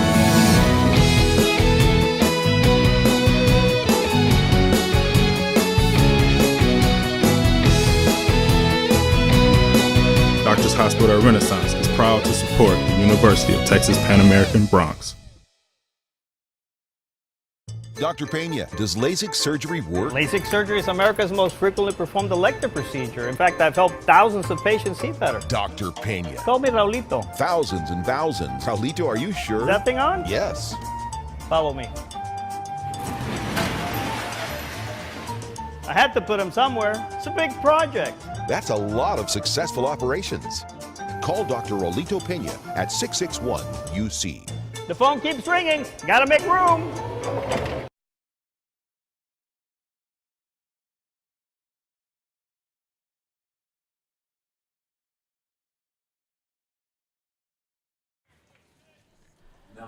Back we are at Cubs Park. Jonah Goldberg riding with you. We go to the bottom of the ninth, and the Bronx find themselves down 9-2. Alberto Morales leads it off. 0 for 2, pair of walks and a run, though.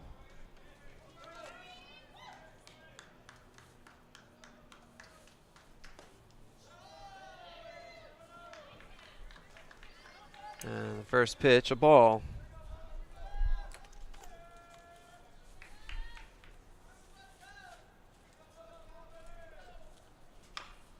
Pitch grounded foul at the plate.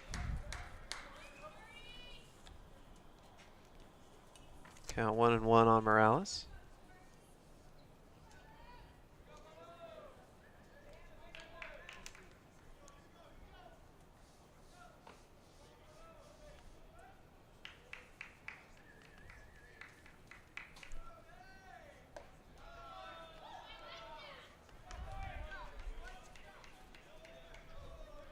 Count 2-1.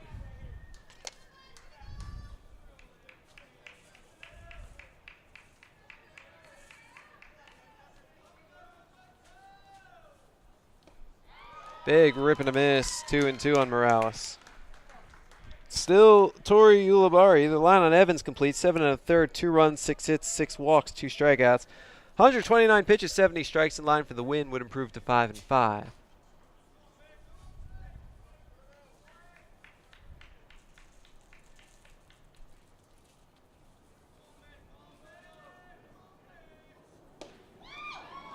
Pitch misses inside. 3-2 on Morales. Give the Bronx credit, down 7 in the ninth.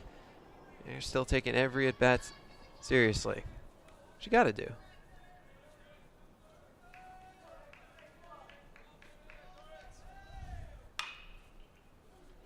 Pitch grounded foul to the left. Still 3-2.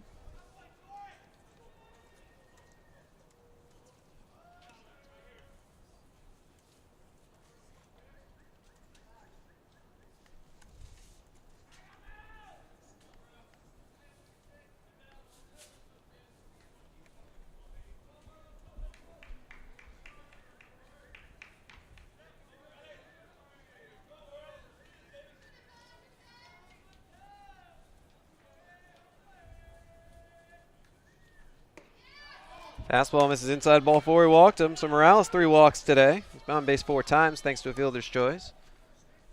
Good at bat. The Bronx have a base runner, and here comes associate head coach Dave Carter, the pitching coach.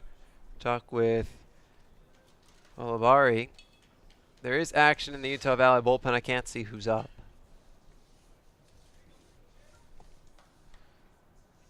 Lefty Victor Garcia Jr. up, but then you get a couple of righties, Cordon and Fortuna.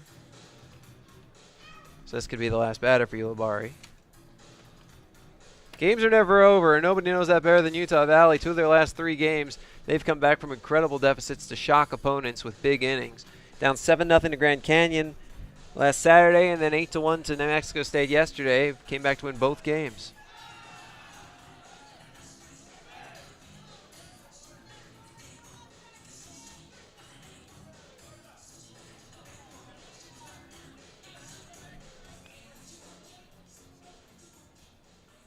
Fans now back before the Bronx, first baseman number 17, Victor Garcia Jr.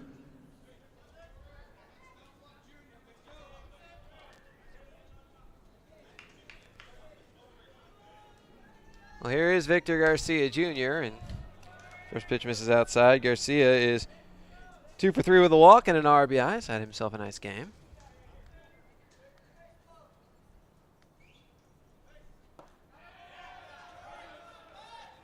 Pitch misses low. Count 2-0.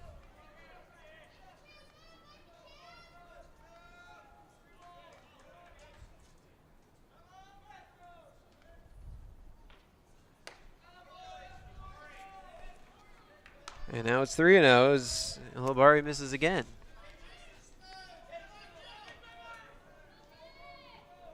Warming up for Utah Valley, number 28, Eric Holden.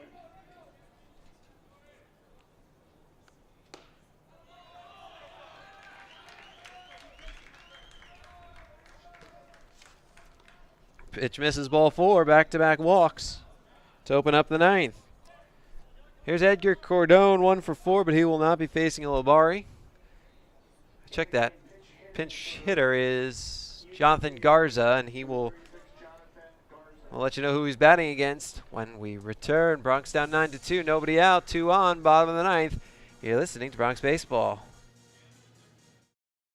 It's the Red Tax Sales event at South Texas Buick GMC. Come in today and claim your Red Tax cash on just about all of our Buick and GMC inventory. It's the Red Tax Sales event at South Texas Buick GMC. Not the biggest, just the best.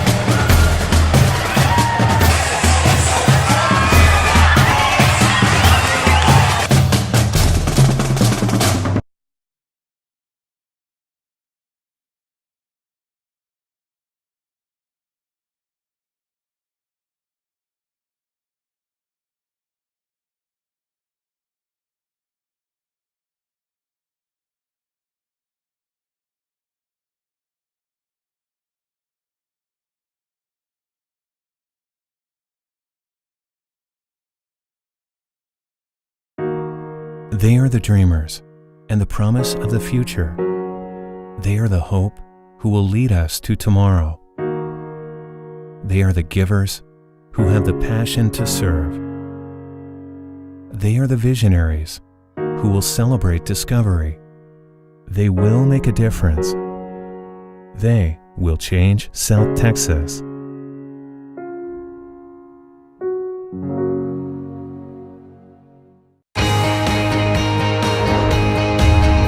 Brave and bold, silver and gold. We're on a mission. Aggie up. Bronx country just got a whole lot bigger. Mighty Wolverines of UVU. Join the herd. Lopes up. Bold moves, big season, grew up. We are the new gold standard. We will be champions. We are the Western Athletic Conference. Back we are at Cubs Park. Jonah Goldberg riding with you. Jonathan Garza pinch hitting.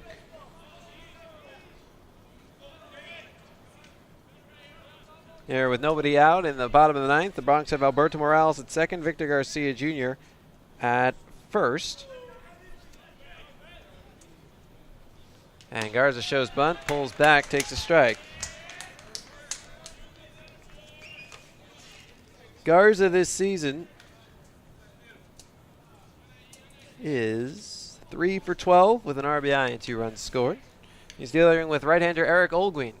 He swings and pops one up, foul to the right side. From first comes White towards the stands, makes the catch. And there's one away.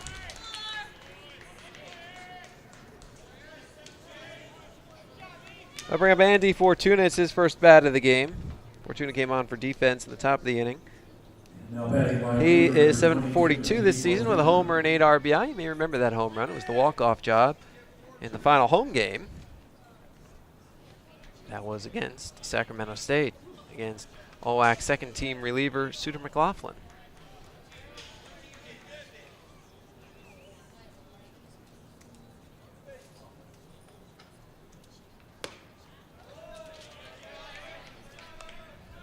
And he takes ball one.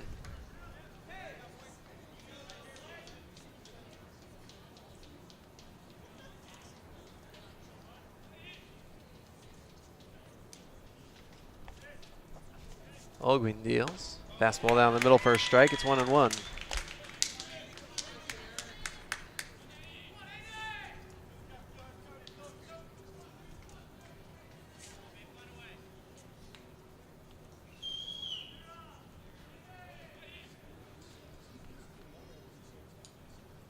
Pitch, fastball low.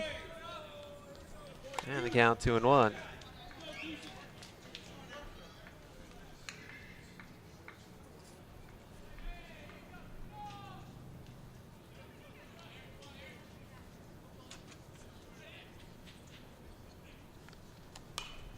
Pitch fouled off to the right. Count 2-2 on Fortuna.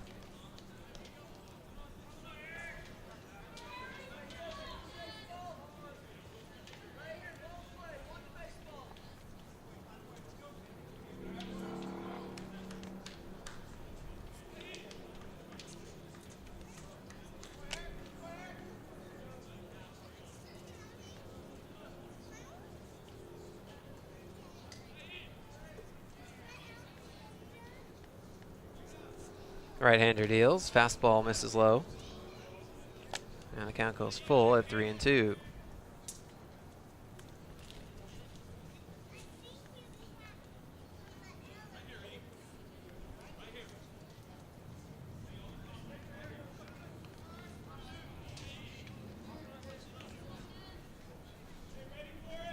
Runner at second, Morales. Runner at first, Garcia Jr. 1 out. We're in the bottom of the ninth. Bronx down 9-2.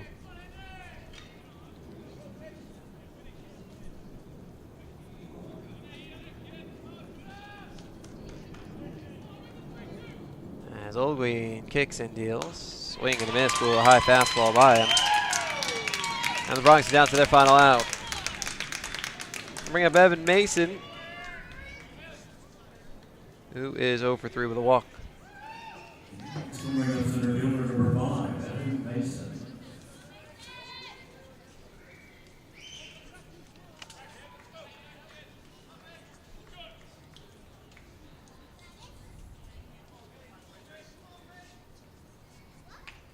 Here's the pitch. Fastball, strike on the outside corner.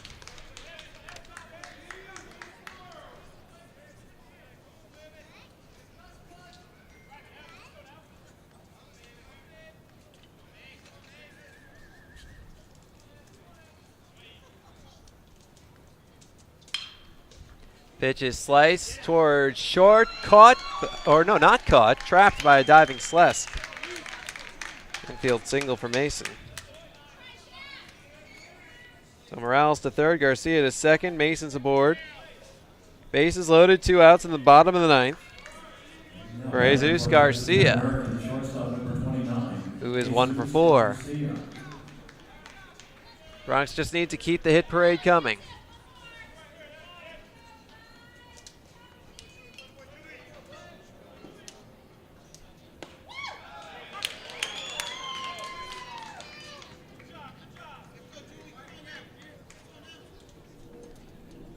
That's strike one.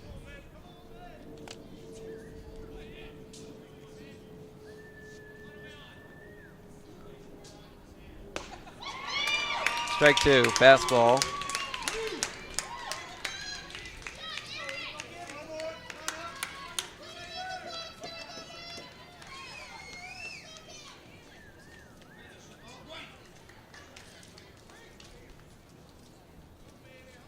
Bronx down to their final strike. Here's the 0-2. Fastball low and outside, 1-2.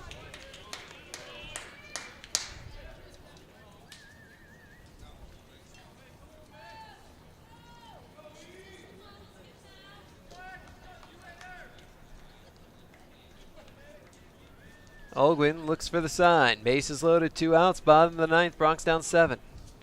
The pitch. Fastball hit on the ground to second. Bogdan fields and throws to first. This game is over. This one belongs to the Wolverines. It is a 9-2 victory for the Utah Valley University Wolverines over the UTPA Bronx.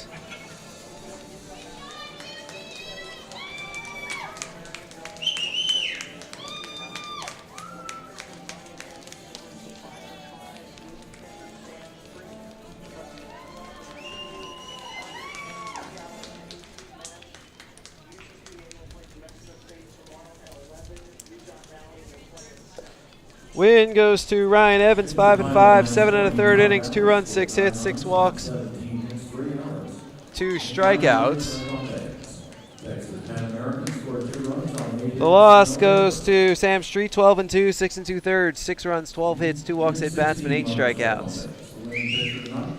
Recapping the scoring for you, all the Bronx runs came in the first, with 2 outs, RBI single Victor Garcia Jr. and RBI single by Edgar Cordone.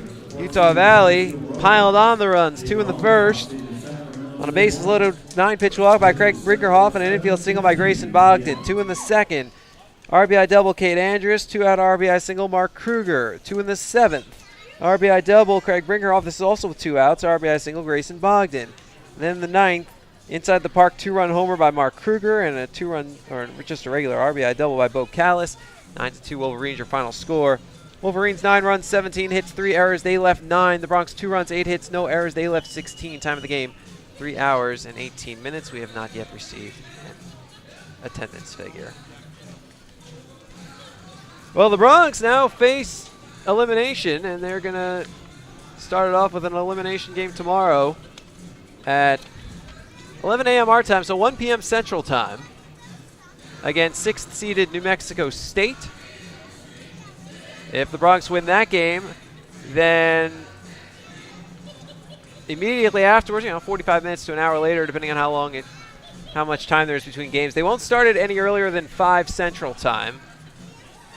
The Bronx would then face off against the loser of this upcoming game between top-seeded Sacramento State and 4th-seeded Bakersfield. So we don't know who the Bronx second opponent, if applicable, will be, but we know the first one is New Mexico State, and at the end of the day, that's the one that currently matters. So the Bronx fall 9-2. Be on the air with you tomorrow at 12:50 p.m. Central Time here on 956sports.com. I'd like to thank everybody out there for tuning in for the presentation of Bronx Baseball. For more information, log on UTPABronx.com. You want to reach us, send an email. The contact info is up on the website under Inside Athletics. Click on Staff Directory.